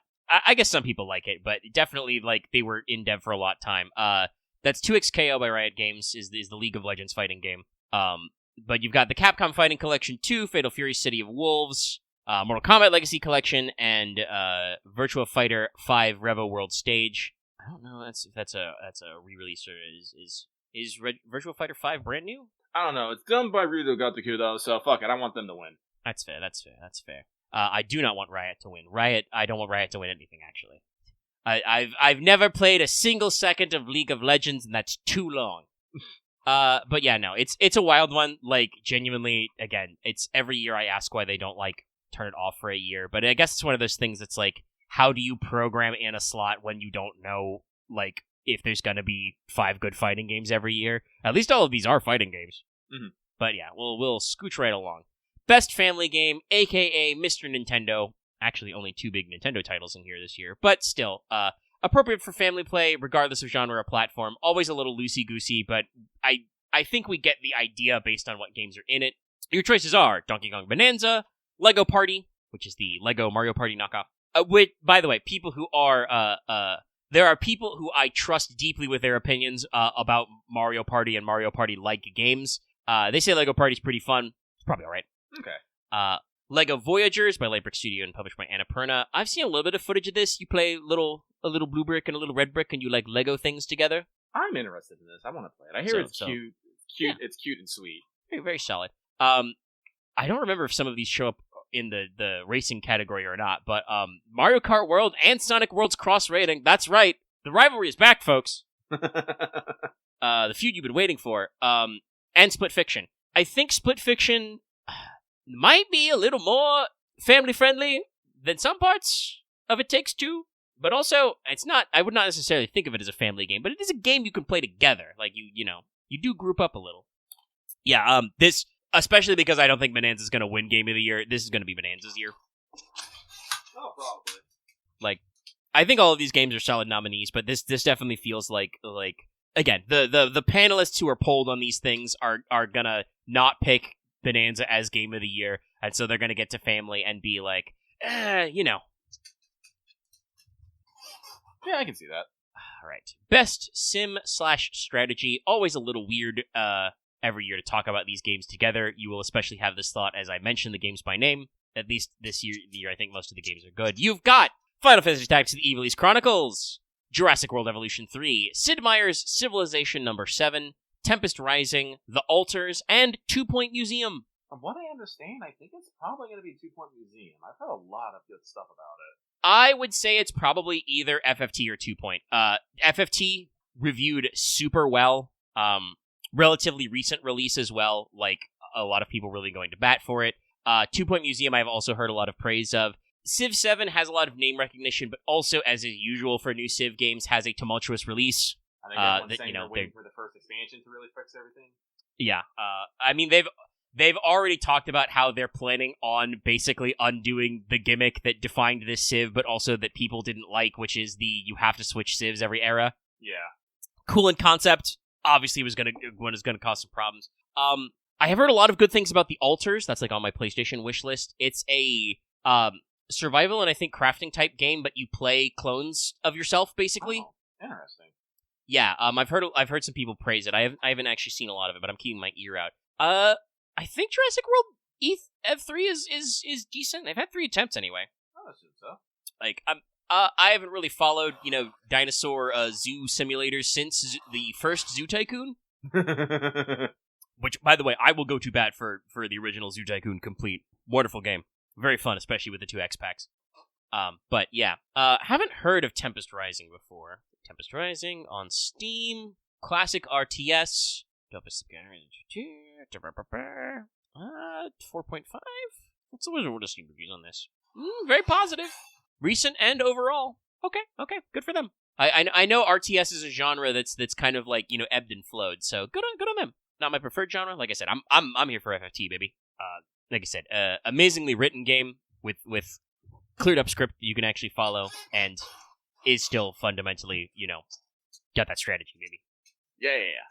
Honestly, I would, as much as that is the parts that annoy me, I would argue it is more strategic than the advanced games, because you do actually have to think about your moves a couple ahead of time, because you have to worry about shit like I've mentioned before, the height, and like spells having cast time and stuff like that. Like, you do gotta plan a little. Or because summons don't friendly fire, you just spam Ifrit Ramashiva. But yeah, all of these games I think are actually pretty solid. Like I said, Civ 7 is probably the weakest of these in that, hey, it had a rough launch. So, well, I guess we'll see. But yeah, I'm pulling for FFT to win. Would not be shocked, like you said, if 2 Point Museum doesn't clinch that. I think the 2 Point series has reviewed very strongly, and Museum is kind of like their latest in a series. Like I said, I'm going to pray for that FFT win. Like I said, I need everybody to buy that fucking game. I need to win all the awards. I need the same collection treatment for Tactics Advance and Tactics Advance 2. Fuck it, I'll take the third Tactics Advance game, the one that was only on mobile phones. Mobile phones in Japan, by the way. By the way, as a complete aside, as a brief one though, if people think that like Square releasing phone games for like a year and canceling them is like new, it's not. It's just they didn't used to release that shit outside of Japan. They've been doing that shit for years. Okay, no, Kart World did make it to Best Racing. We got Best Racing, Best Sports, both traditional and non-traditional sports and racing games. I know some people complain as usual about the kit bashing, but I think it's fine. You got EA Sports Football Club number 26, F1 25, 2 EA titles nominated, Mario Kart The World, Rematch, and Sonic Racing Cross Worlds. I'm pretty sure it's going to be Sonic. Sonic. Like, Rematch is a pretty cool game by all accounts. It's kind of a like non-realistic soccer game. I think the best way I've heard it described is like, imagine it's Rocket League, but we're actually people again, not cars. So it seems pretty fun. I don't, know what the state of the EA Sports games are these days, but no, I think that like it's Kart World or Racing Cross Worlds, and I do think that Kart, while like overall good, did change the formula enough. Whereas like people really seem to like Sonic Racing. Oh yeah, like big hype bringer. Oh, sorry, blow my nose a little. We're getting a little sniffly in the close. Best multiplayer. So, This is online multiplayer gameplay and design, including co-op and massively multiplayer, but irrespective of genre or platform. Your nominees are Arc Raiders, Battlefield 6, Elden Ring Night Rain, Peak, Split Fiction. I'm gonna be honest, I genuinely don't know. I want Peak to win because that seems like the game I kind of want to play. I do know that Night Rain is popular, Split Fiction is good. Battlefield 6 seems to be doing fairly well for itself, especially in the multiplayer spheres. But what I also heard that Arc Raiders also really good. So honestly, so you and I have both played a little bit of the finals, right? Arc Raiders is by the same studios. It's an extraction shooter, but it does kind of seem like they're getting people out of the niche a little. I'm kind of conflicted because, like, I talked about this before. The game has a kind of like AIVO thing going on in it. Oh, that's right. Yeah. And it's kind of like, I don't know, man, if I want to pay $40 for that.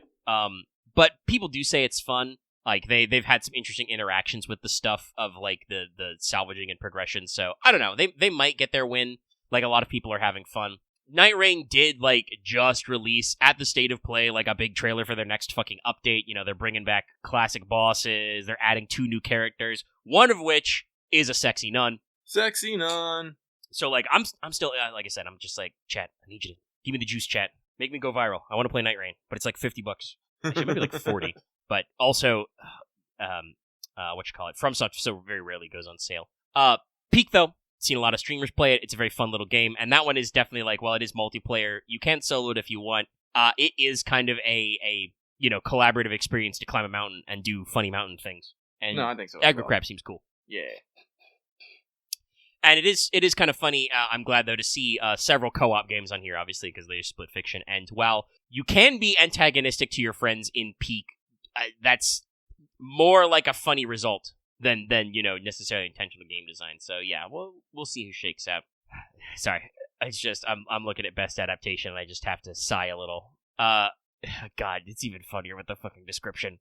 Recognizing outstanding creative work that faithfully and authentically adapts a video game to another entertainment medium. Their words, not mine. So spoilers. Everybody on the panel forgot that Sonic 3 wasn't eligible for last year, so it should have been eligible for this year, and probably would have been a shoo-in if it was on this list. But instead, you've got Minecraft Movie, Devil May Cry, Splinter Cell Deathwatch, Last of Us Season 2, and Until Dawn. It's gonna be Last of Us. From what I understand, it's pretty good. Yeah, like, also it's HBO, so, PlayStation, I'm sorry, God help you, I'm not going to the HBO Max well yet.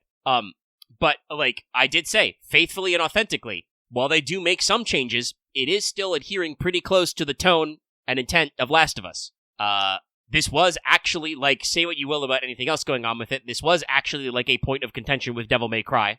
Mm-hmm. It is kind of, like, doing its own thing in terms of, like, plot structure and maybe not necessarily vibes going there. Pretty sure the Until Dawn movie was a fairly divergent from the actual video game Until Dawn. The Minecraft movie has fucking Jack Black in it. What do you want from me? He shouts chicken jockey, chat. Yeah. And you want to talk about not hearing anything? I literally have heard nothing about Splinter Cell Deathwatch. I wasn't even sure it was out. So yeah, none of these are like crazy good. Maybe Last of Us Season 2 is pretty good. They are, getting into adapting the stuff from Last of Us Part 2, which is the more contentious one. But, the first season was supposed to be pretty good, so I guess we'll see. Most anticipated game, this category would be so cool, except for one game in it. Anyway, your nominees are... Actually, I should read the description. Recognizing an announced game that has demonstrably illustrated potential to push the gaming medium forward. I'm extra upset now. That made me more mad. That made me more upset. Anyway, your nominees are 007 First Light from IO Interactive, Grand Theft Auto 6, Marvel's Wolverine, Resident Evil Requiem, Witcher 4. I don't want it to win, but Grand Theft Auto fucking 6 is gonna win because people are fucking lemmings. I mean, there's a chance it won't win because it was pushed back to November, and like I could see people like the panelists and the award givers going, it might not come out next year at all. Whereas I think all of these games, I'm pretty sure, are slated for 26. Yeah. Maybe not Witcher 4. That might be a little further out. I don't remember what their date was. Actually, I don't know if we have a release date for... Actually, I don't know. Wolverine's supposed to come out in 06. I thought 007 was supposed to come out in 6. Requiem, I think, was also... Let me check. But the one I'm probably most excited for here is probably I'm tied between 007 First Light and Resident Evil Requiem. Yep, like I said, I 007's try going to to come play out March 26. Like I said, I'm behind on my Resident Evil games, but I do enjoy the series. And I've never been a big Bond guy. The fucking what they're doing with First Light does look really good. I mean, it's the Hitman guys. They're making a Hitman game, but 007. That seems neat. Yeah. And again, I've also never been particularly into the Witcher series. I do know that, the Witcher game series has only gotten better as time goes on, so that's probably going to be very good. Yeah. So, Marvel's Wolverine is probably the one I'm the least hype about. I do know Insomniac does very good games. Like, look at, the Spider-Man Morales, and Spider-Man 2. But, like I said, I don't actually know enough about the game to necessarily sell me on fucking Wolverine. Like, Spider-Man, it's a Spider-Man game. I get to be fucking Spidey. That's great. That's fun. I love it. That's all I need to know. Wolverine? Well, I mean, I know at least one thing you're gonna do. It's well, what's the Wolverine quote? I'm the best I am at what I do, and what I do is a very nice bub. Snicked. So, like, we're gonna snick some bubs. No, I'm very interested in Wolverine, but while not necessarily a classical like comics fan, I have generally enjoyed the X-Men, but also 007 First Light is another one that's like, yeah, that's going to be real interesting. All right, Omega, I'm going to be real. I'm looking at the next categories. It's fucking all content creator and esports. Is it? Do we really want... All right, are we there? I mean, we should at least say, fucking shout out to them bringing up, Hololive's back again. It's Sakura Miko this time. That's cool. She won't win, of course, because I don't think enough people will know who she is. But that's neat. But yeah, if we are actually at the end, we're in the esports zone. Yeah, we are. All right, we're good. I'm sorry, Jeff. I don't care about the esports. I don't know if esports people care about esports anymore. But we're at 4 hours raw.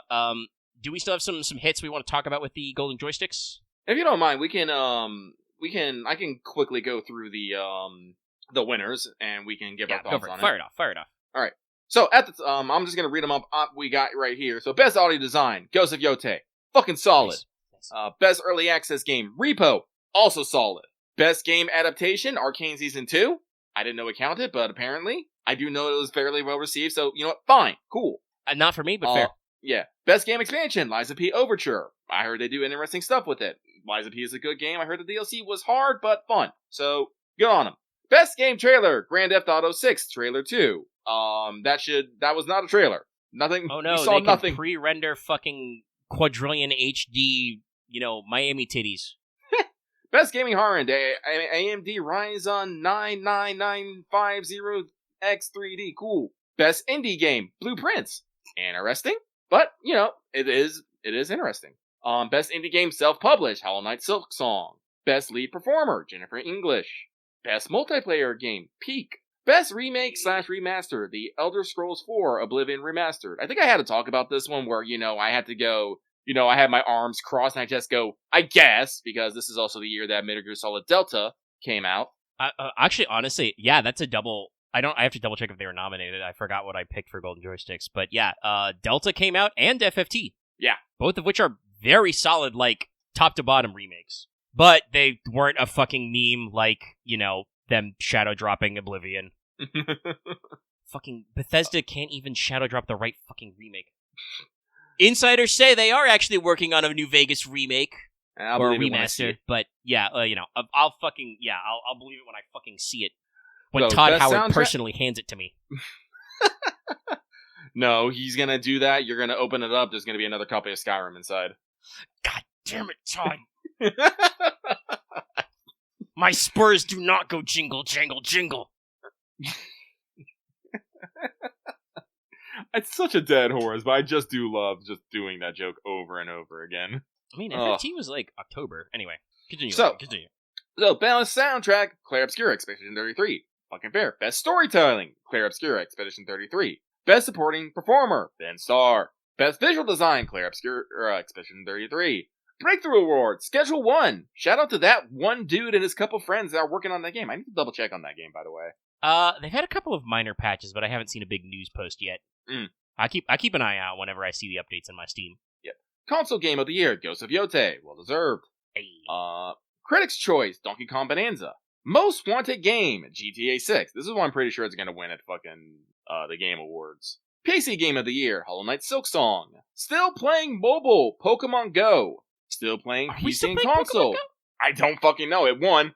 I guess. Still Shit. playing PC and console Minecraft. And I say to these people in these two games, go play other games. Yeah, no, if you're still... I understand, yes, Minecraft is coming out with updates, but if that's your still playing game, you gotta play a new game. Hey, if you're on PC, have you heard of Vintage Story? Streamer's Choice, Peak. Makes sense. Studio of the Year, Sample Interactive. Ultimate Game of the Year, Clay Obscura 33. Like I said, Ghost of Yotei got two... I'm actually very surprised Death Stranding didn't win anything in this, actually. It's a little surprising, but I don't know. It's one of those things where, like, I'm trying to say this without being pretentious. It's 1:30 in the morning. I'll be a little pretentious to play it up. I'll ham it up. Maybe the masses can't understand the artistry, but the critical reception. Because, to be fair, the Golden Joysticks are, like, voted on by just mass people. So, I could see people, like, you know, you see the console game for the year. I could see a slightly winning out people voting for, like, Ghost of Yotei. You know, whether or not you're straight up in the install base because it's got recency bias, or even people being like, this will be pretty cool when it comes to PC kind of a thing, right? Mm-hmm. And like, well, I'm pretty sure Death Stranding will also come to PC. You know, the game is a little, what do I say? It's just more heady. You know, not everybody's ready to listen to Hideo Kojima's mixtape. And there was kind of like that press about him, quote unquote, making it like, you know, more contentious or whatever. I don't even know what the fuck that was about. But yeah, like, I don't know. Maybe it just faded from people's memory a little. But Yotei clocked in too. That's good. Yep. I mean, so, you know, like I said, gotta see Peak take him a couple. That's good. Clear obscurities in people's minds. I guess, you know, we'll see what's up. We will see what's up. Sorry, Chad. Like I said, I feel like as we've gone on, the temperature has changed. I've gotten a little news runny. Ugh. But yes, okay, that was Video James. James. And lots of other stuff. I will ask again, though I suspect where it's gonna go. But you've mentioned it before. Do you have anything in the anime world you do want to mention, Lucky? Because I know you've said that you're not like giga hyped about anything this core, but you have been watching some stuff, you know. Well, let's see. Let me shill two that I think a lot of people can enjoy. Like I think probably has the widest appeal, I want to say. So the first one I want to shill is Alma-chan Wants a Family, which is basically a slice of life comedy. Basically, two developers, I'll put that, a man and a woman, basically design a super weapon AI robot. For some odd reason, it looks like an elementary schoolgirl. Upon activation, the girl, named Alma, has said, because these two have created me, that means that they are my parents, and therefore we are a family.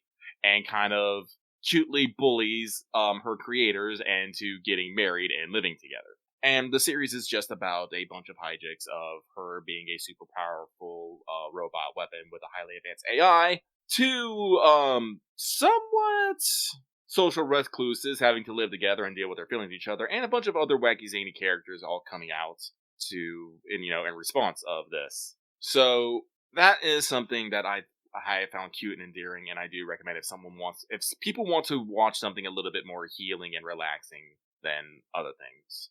The other one I want to recommend, if you've seen it and you're not sure about it, is May I Ask for One Final Thing. This is a play on our classic villainous tropes. Fun fact, I actually learned about this. The villainous trope doesn't actually really exist in Otome games, really. It's not as big a thing as you win, but I think like one or two novels like used it, and it just got super fucking popular. It's a funny story. Yes, I've heard that conversation lately too. I think because of anime like this. Yeah, the villainous thing was like there were a couple of characters in some like very old foundational Otome games that were kind of fulfilling that role, and then light novels, like you said, kind of latched onto it, and so it's like blown up a little bit. The villainous in Otome games is bigger in light novels than it is in actual fucking Otome games. And other side, it's kind of hilarious. But May I Ask for One Final Thing is one of those villainous stories where the main character is quote unquote the villainous in the story, and they go through the classic scene where, you know, the heroine has, you know, the prince basically accuse the villainous of doing all these violent, wicked things. And usually, you know, this is where either the People say it's trashy. It's not trashy. It's funny. That's weird. Why would they say it's trashy? It's People are bad at adjectives these days. yeah, but it's Sorry, I lost my train of thought because I read the comment. But when she's content, instead of like having some powers awaken or getting memories, no, she just puts on her gloves and starts punching the fuck out of everybody. She actually is a very she's actually a very violent woman who releases stress by beating up bad guys. And now freed from her oh no, it's not that she loves hurting people. She loves hurting corrupt pigs, very specifically. And it's who doesn't love entertaining to punch a fascist? Yes. And like I said, it's very entertaining. Like Axe clarified to say, trashy in a junk food kind of way, and that I can kind of agree with.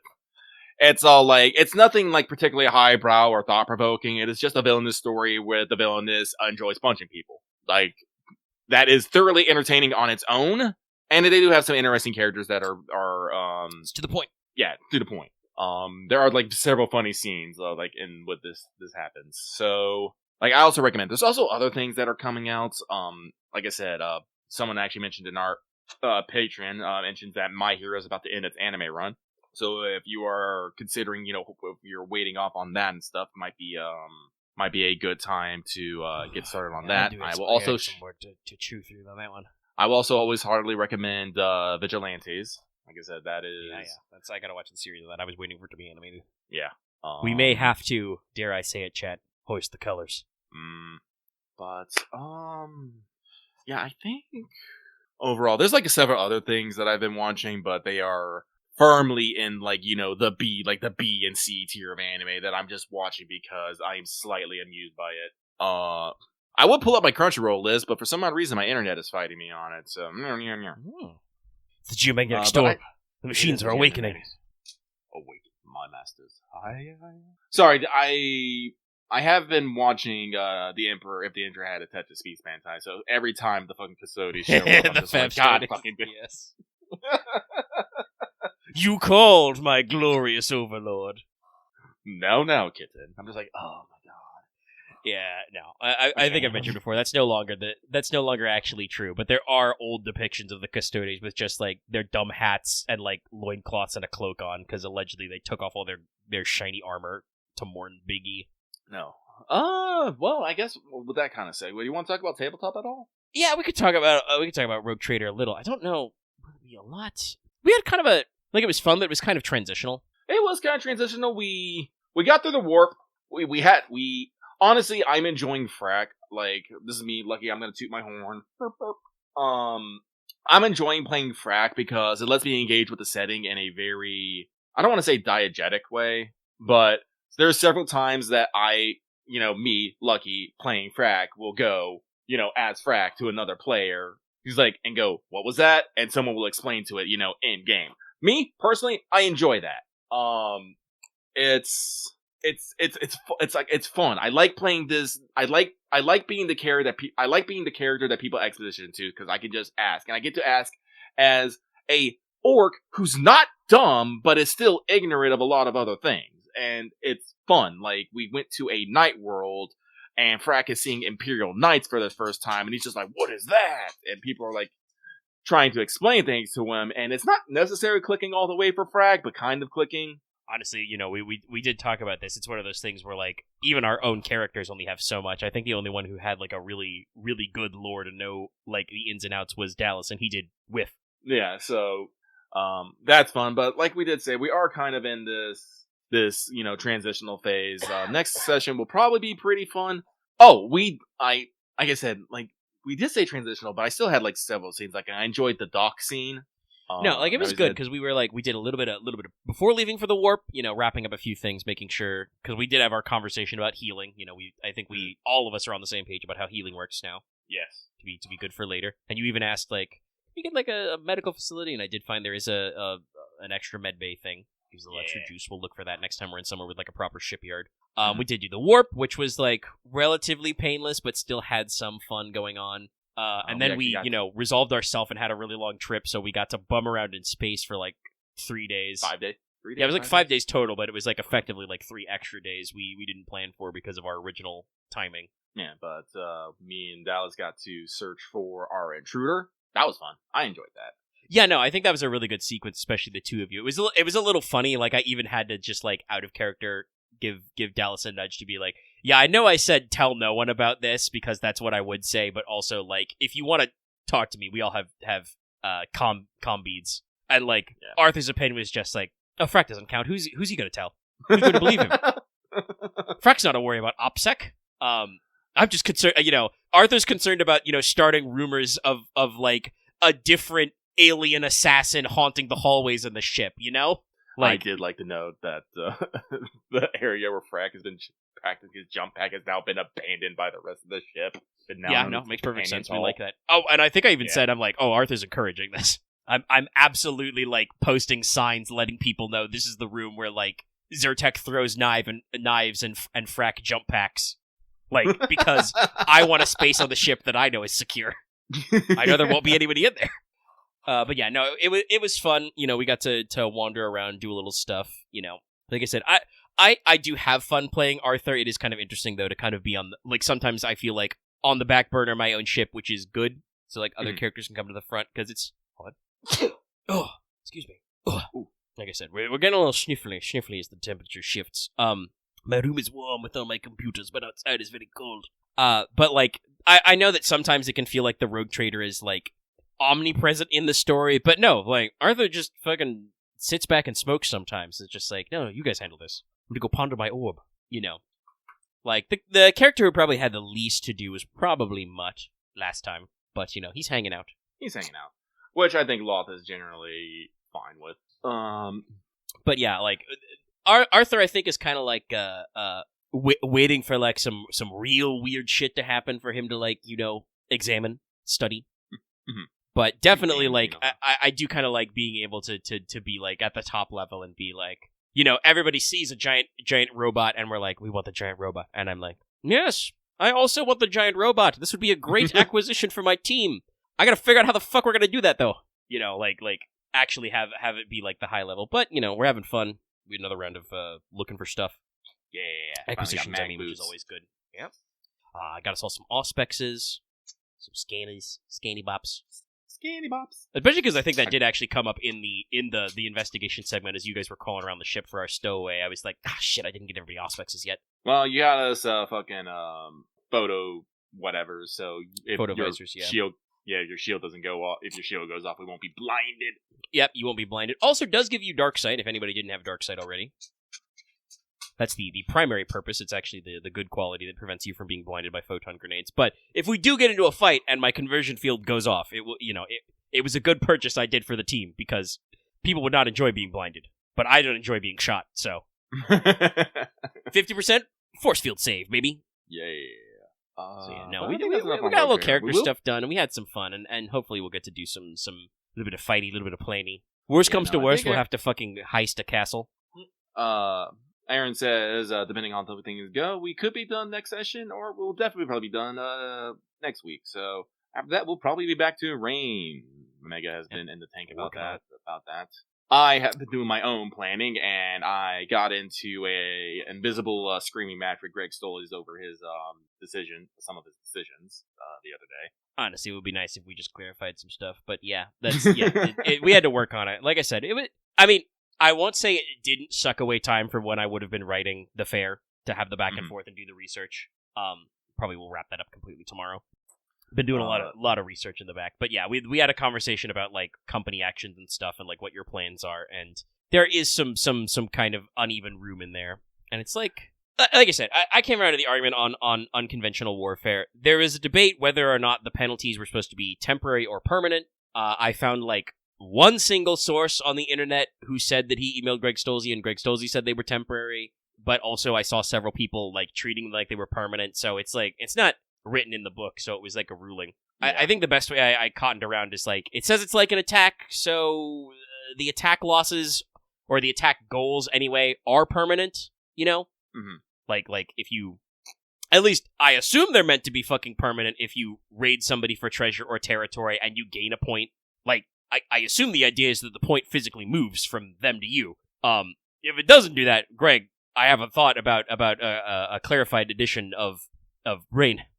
But yeah, there was a lot of discussion. Like, generally, I will say, like, even if it is temporary, I think there are still opportunities there because, like, I think it is, if you zero out the quality right, then that's, it. I will say if they are actually, like, permanent losses, that is something you guys want to be careful about if you're planning on absorbing a company's qualities. Because if, like, you kill all their territory with unconventional warfare, they're not going to have any territory left for you to steal if you take them over. Yeah. Which I think maybe some of the idea why it could be temporary is, like, you temporarily beat up their quality so you can still steal them later. Well, that's one of those things I was talking about earlier. Like, territory is one of those things that we probably actually don't want to hit if we actually want to, take it for ourselves. Yeah. Because, we looked at this, every other quality you can gain, in other ways. But territory is one of those ones. So if we're fucking up their territory, that's, I forgot the name of the tactics where you, like, salted Earth tactics? No. Salted Earth tactics, yeah. Some call it total war and stuff. There's descriptions in both attack and unconventional warfare about what attacking territory is like, which is like, yeah, it's one of those things that's like, you can't just get it back. And I know that there are some house rules about, like, adjusting it, I think, for, like, different types of games of Rain. For the way our game is set up, I think the default rules of, like, yeah, you can't just roll to make more territory, you can't, like, invent more land, you gotta, like, work some kind of a claim from somebody. So, one of those things that makes sense, but it does mean you gotta think about it. But yeah, like I said, I think there are merits to both. It is just probably simpler and probably will make company fights go faster if it's permanent. Yeah, because if the temporary thing is just to the end of the month and then everything's refreshed back to normal, that's really hard. My main issue is that to pull off a successful, my big thing, like, it kind of was the temporary permanent thing, but the main thing is pulling off an unconventional attack means you have to succeed at potentially 3 checks, all of which ding in your qualities. Yep. Now, admittedly, I will say there are a couple of assets that are very straightforward. Like, there's literally +2 on unconventional warfare rolls, +2 on rolls to get away after unconventional warfare. Like, yeah, it's pretty easy to effectively eat the penalty, but it is a thing that you're like you said, you are dinging twice. Now, you do ding the other guy twice, but it's like one of those, like, risk-reward things, right? Like, yeah. I think the idea is, depending on where your company stats lie, either your idea is you unconventional warfare early to, like, drain some of their critical stats and, like, punch them somewhere for a -1 before you do something more narratively critical, like, I forget what the action is actually called, but the one where you, like, try and change another company's opinions. Is that under espionage? Or is that a separate one? But, like... no, changing opinion is espionage, yeah. Okay, yeah, so, like, you, like, weaken their resistance to espionage, and then you just go, like, also, you don't want to fight us, actually, we're friends, or something. Yeah. Or it kind of feels like a setup where, like, you fight them to, like, a standstill in, like, open warfare, and then you use unconventional warfare to be like, oh, you've only got, like, 1 sovereignty or 1 and a couple of other qualities left? Let me just snip that last point, killing blow type stuff. It is a little vague, though, and I mean, I think at times that, like, we came up with a very solid system. We've talked about Rain before, about, every company has so many qualities, so every action is a combination of, 2 qualities. Easy peasy. Sometimes I feel like we had to do a little extra work. Like, unconventional warfare is cool, but half that stuff is just the reprinted from policing. like I do kind of feel like we invented policing as a concept, which is very strong. That's, like, how you actively stop other people from fucking your shit internally, Yeah. Both unconventional warfare and just other generic plots against you. And then so it had to be like, okay, so the reverse of that is if you've got a plot, unconventional warfare. Yeah. So, like I said, we're still in the Rain tank. Like I said, Omega did bring up some projects from Professor Aramita, and we did a lot of talking about that. So that's gonna be exciting. Yeah, she got future shit in the tank too. I'm very excited. Like a parachute. I'm definitely reconfiguring her future in ballistics, but you'll see that in the fair. I got a plot thread going up. Ooh, excellent. Because you very excited about. You guys have complained enough about guns for me to be like, okay, all right, okay. I haven't complained about guns. Not lately. You were a little concerned we were doing muzzle loaders at the start of the campaign. Oh, that's true. But, like, there's the funny thing about firearms is that there is actually, like, many of these technologies have existed for, like, a very long time in a couple of different formats. Just most of them were, like, very obscure and expensive. But as we discussed, you guys are one of the richest fucking houses in Troy Corone right now. That's a little crazy. It's a great success story where you guys took out one loan and then, like, you know, what's the quote from Dracula Flo? You know, turned one brick into an empire. Yeah. like, you know, you guys started off with just a little bit of starting cash and have, like, really turned that into, like, oh yeah, no, we've, like, basically, I think the way it works with, like, Leslock buying Unbalanced Economy is that, like, and technically you guys have been doing this, we just haven't been making as many rules, is I'm pretty sure that he has just, like, instituted wide frame economic reform. Like, completely changed how you guys approach seasonal workforce and shit, right? With, like, the public lands and stuff you talked about already. Yeah, no, it makes sense with our, you know, oncoming famine. I can totally see Leslock, you know, sitting down and be like, guys, we need to, you know, we need to bureaucratic this. We need to streamline this. Efficiency. And that has been a concern for, like, several of the characters, you know. Logesh is also, like, heavily invested in that sort of business. No, so it makes total sense, yeah. Yeah, so, like, you guys have done it. And then the funny thing I talked about is, like, right now, you guys are one of the richest. You're 6. When it becomes spring 1, you're going to be back down to 2. Because you're gonna no longer be +2. You're actually going to be -1, and you have to pay Baron Oro back his loan. And I'm just like, so, it's very funny. No, I love it, personally. No, I think it's very dynamic. It's a great, like, flavor for you guys to be, like, out there. Yeah, you guys are gonna have to think about that with your treasure and stuff, but no, it's a fun time. The guys have done some off-camera rolls for improving a couple of stats, too, that we'll talk about. But you guys have, other than the treasure being so crazy, you guys have, I think, like, rounded out most of your stats, which is pretty solid. Yeah, no, we're minimum 3s and everything now, I believe. So, yeah, it's fun to work on. Yeah.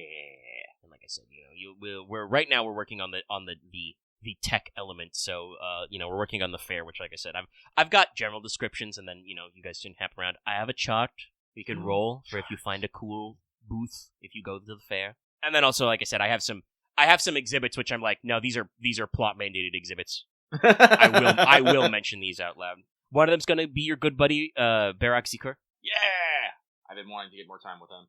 I don't want it to seem that fucking Enos is only interested in women. I really don't. Enos has a wide variety of things. Yes. But yeah, he already mentioned he's working on a mouth organ, aka the harmonica. Yeah. But I've even noted in the entry, also, this is just an excuse that he could bring his tools and some apprentices around so he could, you know, collab with Enos. Because you've got his brain working. Yeah.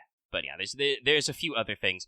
Because we are in kind of this time agnostic point, like, it's fun to look at several, you know, splashes of inventions and think about, like, what we can integrate, what you should already have. Like, you know, you guys, I know for a fact, because several of you have the skill, you already have the piano, which I think was the 1600s. Yeah, doesn't Leslock know piano, if I remember correctly? Yeah, Leslock knows piano. The High King has, like, 1 or 2 in piano as well. Like, there's a few people who piano it up. Pianist. And there's a few other things, like, you know, you guys are pretty solid on, like, you have telescopes, you have sextants. I can't remember if I've talked about actually having, like, nautical compasses, but that's probably something that's, if not already out, it's in your wheelhouse. When was the nautical compass?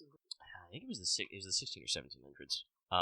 It was very your boys down at the Clockmakers Guild have very simple calculators and other arithmetic devices. You know, you have the printing press, and then I also have some things to talk about. Well, as I said, you're kind of, like, broad out there because, like, I've thought about pushing up some ideas from, like, even the very early 1800s up because they're more flavorful, but also, you know, there's some stuff from, like, 16 or 17s that are kind of, like, supposed to be on the cusp. Yeah, and also we got to remember we don't have all you know, climates and regions, so yeah, like certain materials elude you. Yeah. Gotta remind me, I was thinking about, like, pigment technology and stuff, and thinking about, like people's old, you know, getting into stuff. I think I mentioned something about cows earlier. Hey, if you've ever heard of it, the original classical pigment color, Indian yellow, that is refined from gallstones and urine of cattle that have been fed mango leaves. So when it dried, and ground, it becomes a very specific bright yellow. Also, fun fact, we don't make Indian yellow that way anymore because mango leaves aren't calorie intense enough to support cows. So I skipped that one, but there is, like, an interesting process of talking about, like, how we get certain pigments, and eventually you get into synthetic pigments as you get access to, you know, stronger acids, more complex stuff. It'll be really interesting to see, like, if that actually impacts, but you guys are in the equivalence of the setting of right when in real life was called the chemistry revolution. Well, we do have one super genius professor. Does she have chemistry? I know she has alchemy. Yeah, I think she's definitely got at least enough minimum chemistry to learn. Oh, yeah, she's an alchemist. She has to have chemistry. Duh. I forgot. That's one of the prereqs. Nicola also has, like, I think the minimum chemistry. So, like, there's some room in there for some funny stuff, and we can think about some things. But there will also be, general fair stuff, and then after that, which, like I said, I should be able to knock that out. My plans for that out tomorrow, because I've done most of my, like, pre-research for interesting ideas. We just need to write stuff out, and write a specific little set piece, because Aramita will have a big showy day where she shows off the hot air balloon. Yeah, I'm excited for that. I'm very excited for Summer Court. I think I talked about this. Like, I'm not particularly, like, jazzed about fighting in the tournament or doing the technology fairs, but I just enjoy this festival vibe we're gonna have. I want to do stuff.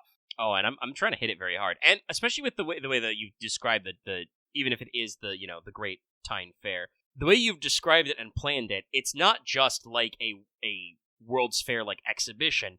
It is also like a World's Fair in that like you've opened it up to basically be like a week-long market day. Mm-hmm. You wanted to make sure to emphasize like cultural products, so like you're gonna see a lot of like actors and troops on stages, street performers. Every coffee house and cafe in Stonehearth's gonna be booked up because people are gonna be fucking doing like lectures, symposiums, or just fucking slam poetry. Like it will be that festival vibe. I'm very excited for this. Like I said, so hopefully in a few weeks we will be back to that. Yep, trying to get it done and trying to then work on my other extensive backlog of projects. At least, like I said, I will say this for Guda Guda being later than we thought means I don't got to worry about immediately going into the next wanted script. Yes. Oh, sorry, I'm rubbing my eyes. That's probably a good time to call it here then. Yep. Where we at? Yeah, 4:39. My blurred vision. Let's pack it in. Had a wonderful, beautiful, full show. Talking about the Game Awards. Let's see. That's what, the 11th, I think? Yes. Is the actual show. So yeah, that'll be... Hold on, let me check what day of the week that is. Will that be early on in the show Thursday? or late on the show? That is a Thursday. Okay, so that means we'll have our opinions fucking fresh, chat. Hot and fresh. Look for that in 3 weeks. Yes, it is the 28th, the 5th, and then the 12th. And next week, hey, it will be that will be after the start of Guda Guda, because it's going to fire off the 27th. So we will actually have our first impressions on that. Watch the one if you haven't already. I will probably also, tweet and yell about it in our Discord and other shit again next week as well, once the banner's dropped. But, if you want your wanted luck, that's upcoming. Check out our stream of Sly 3 upcoming on next Monday as well. Like I said, I know exactly what the title's going to be. You'll all see. Using my future knowledge to help me out here. Of course, we'll be back with more Fail Portrayal. I don't know if it'll be as long, because there may be less for us to talk about, but I did, after the Avatar episode of 4 hours and 44 minutes, I did also be like, oh man, shit. I was like, Dallas, how many cards were in the Fallout set? Was there enough to talk about there? Kind of surprised I haven't brought that up before, because, I kind of like Fallout, so maybe we'll do Fallout. Or maybe we'll go back to Yu-Gi-Oh! I don't know, man. I'm just vibing, okay? Listen, a lot of people showed up for Avatar, so both watchers and also people of the call. So, all right. Scheduling's cool. Yeah, they did have a Fallout. Actually, if we got a lot of, I'll see about scheduling. If we got a lot of people, we might try some Cube, or we might try some Genesis Brewing. Something in your Fail Portrayal slot will occur, and we'll also be back for Final Fantasy 14 on the Wednesday. It will probably be more Moogle Tombstone farming, though we did accomplish the Ultimog on stream. But also, depending on how much we get done, we may be driving ourselves insane doing PvP. Maybe. The next live letter, I believe, is the 5th of December, or somewhere around that range. So, who knows what exactly we'll be cooking up. But keep your eyes peeled for content. Actually, I forgot to mention, when you mentioned Road Trader earlier, I did actually post that today. So, Night World is up. You can watch it. We're recording a new one on Sunday. Okay, let me do the regular outro before my whole sinuses fall out of my face. Jesus. Hopefully it's not coming across too strong in the audio, but I'm suddenly quite sniffly this evening, chat. Anyway, hey, like this video. I'm no longer asking. I'm threatening. If I was like one of those guys with like a little weird YouTube avatar that was possibly some sort of amphibious creature, I would, draw his hand reaching out of the screen, give you the clamps. Like this video. Comment below. Join our Discord. Subscribe. Ring the bell. Support us through the channel memberships. Or you can also do like the absolute cretins who did earlier and consider dropping us a little tip with the super thanks. And, in addition to memberships, consider supporting us on Patreon, like Avatar, Plexo G, Comey Zed, Carlos, Dragon, JW9000, Starlight, Rise of Kenji, Robin, Shavor, and all of our wonderful patrons get access to the show in audio format downloadable, and all of our other audio downloads for as little as $1 a month, or about $10 a year. There's a slight discount. year's coming to an end. Could be a good time to lock in. At higher levels, you can get videos like Wanted early and access to other things, such as Polaries and other posts. And also, at our gold tier, you can listen to the show get recorded live every week. Also, as I mentioned before, any level of Patreon gets you access to the Patreon Discord, so you can follow along as we post, random memes and comments and stuff. If you've ever wondered what we're saying when we're talking to the Patreon chat. But that's about it. We'll see you guys next week for more Let's Talk FGO. Good night, everybody. Good night.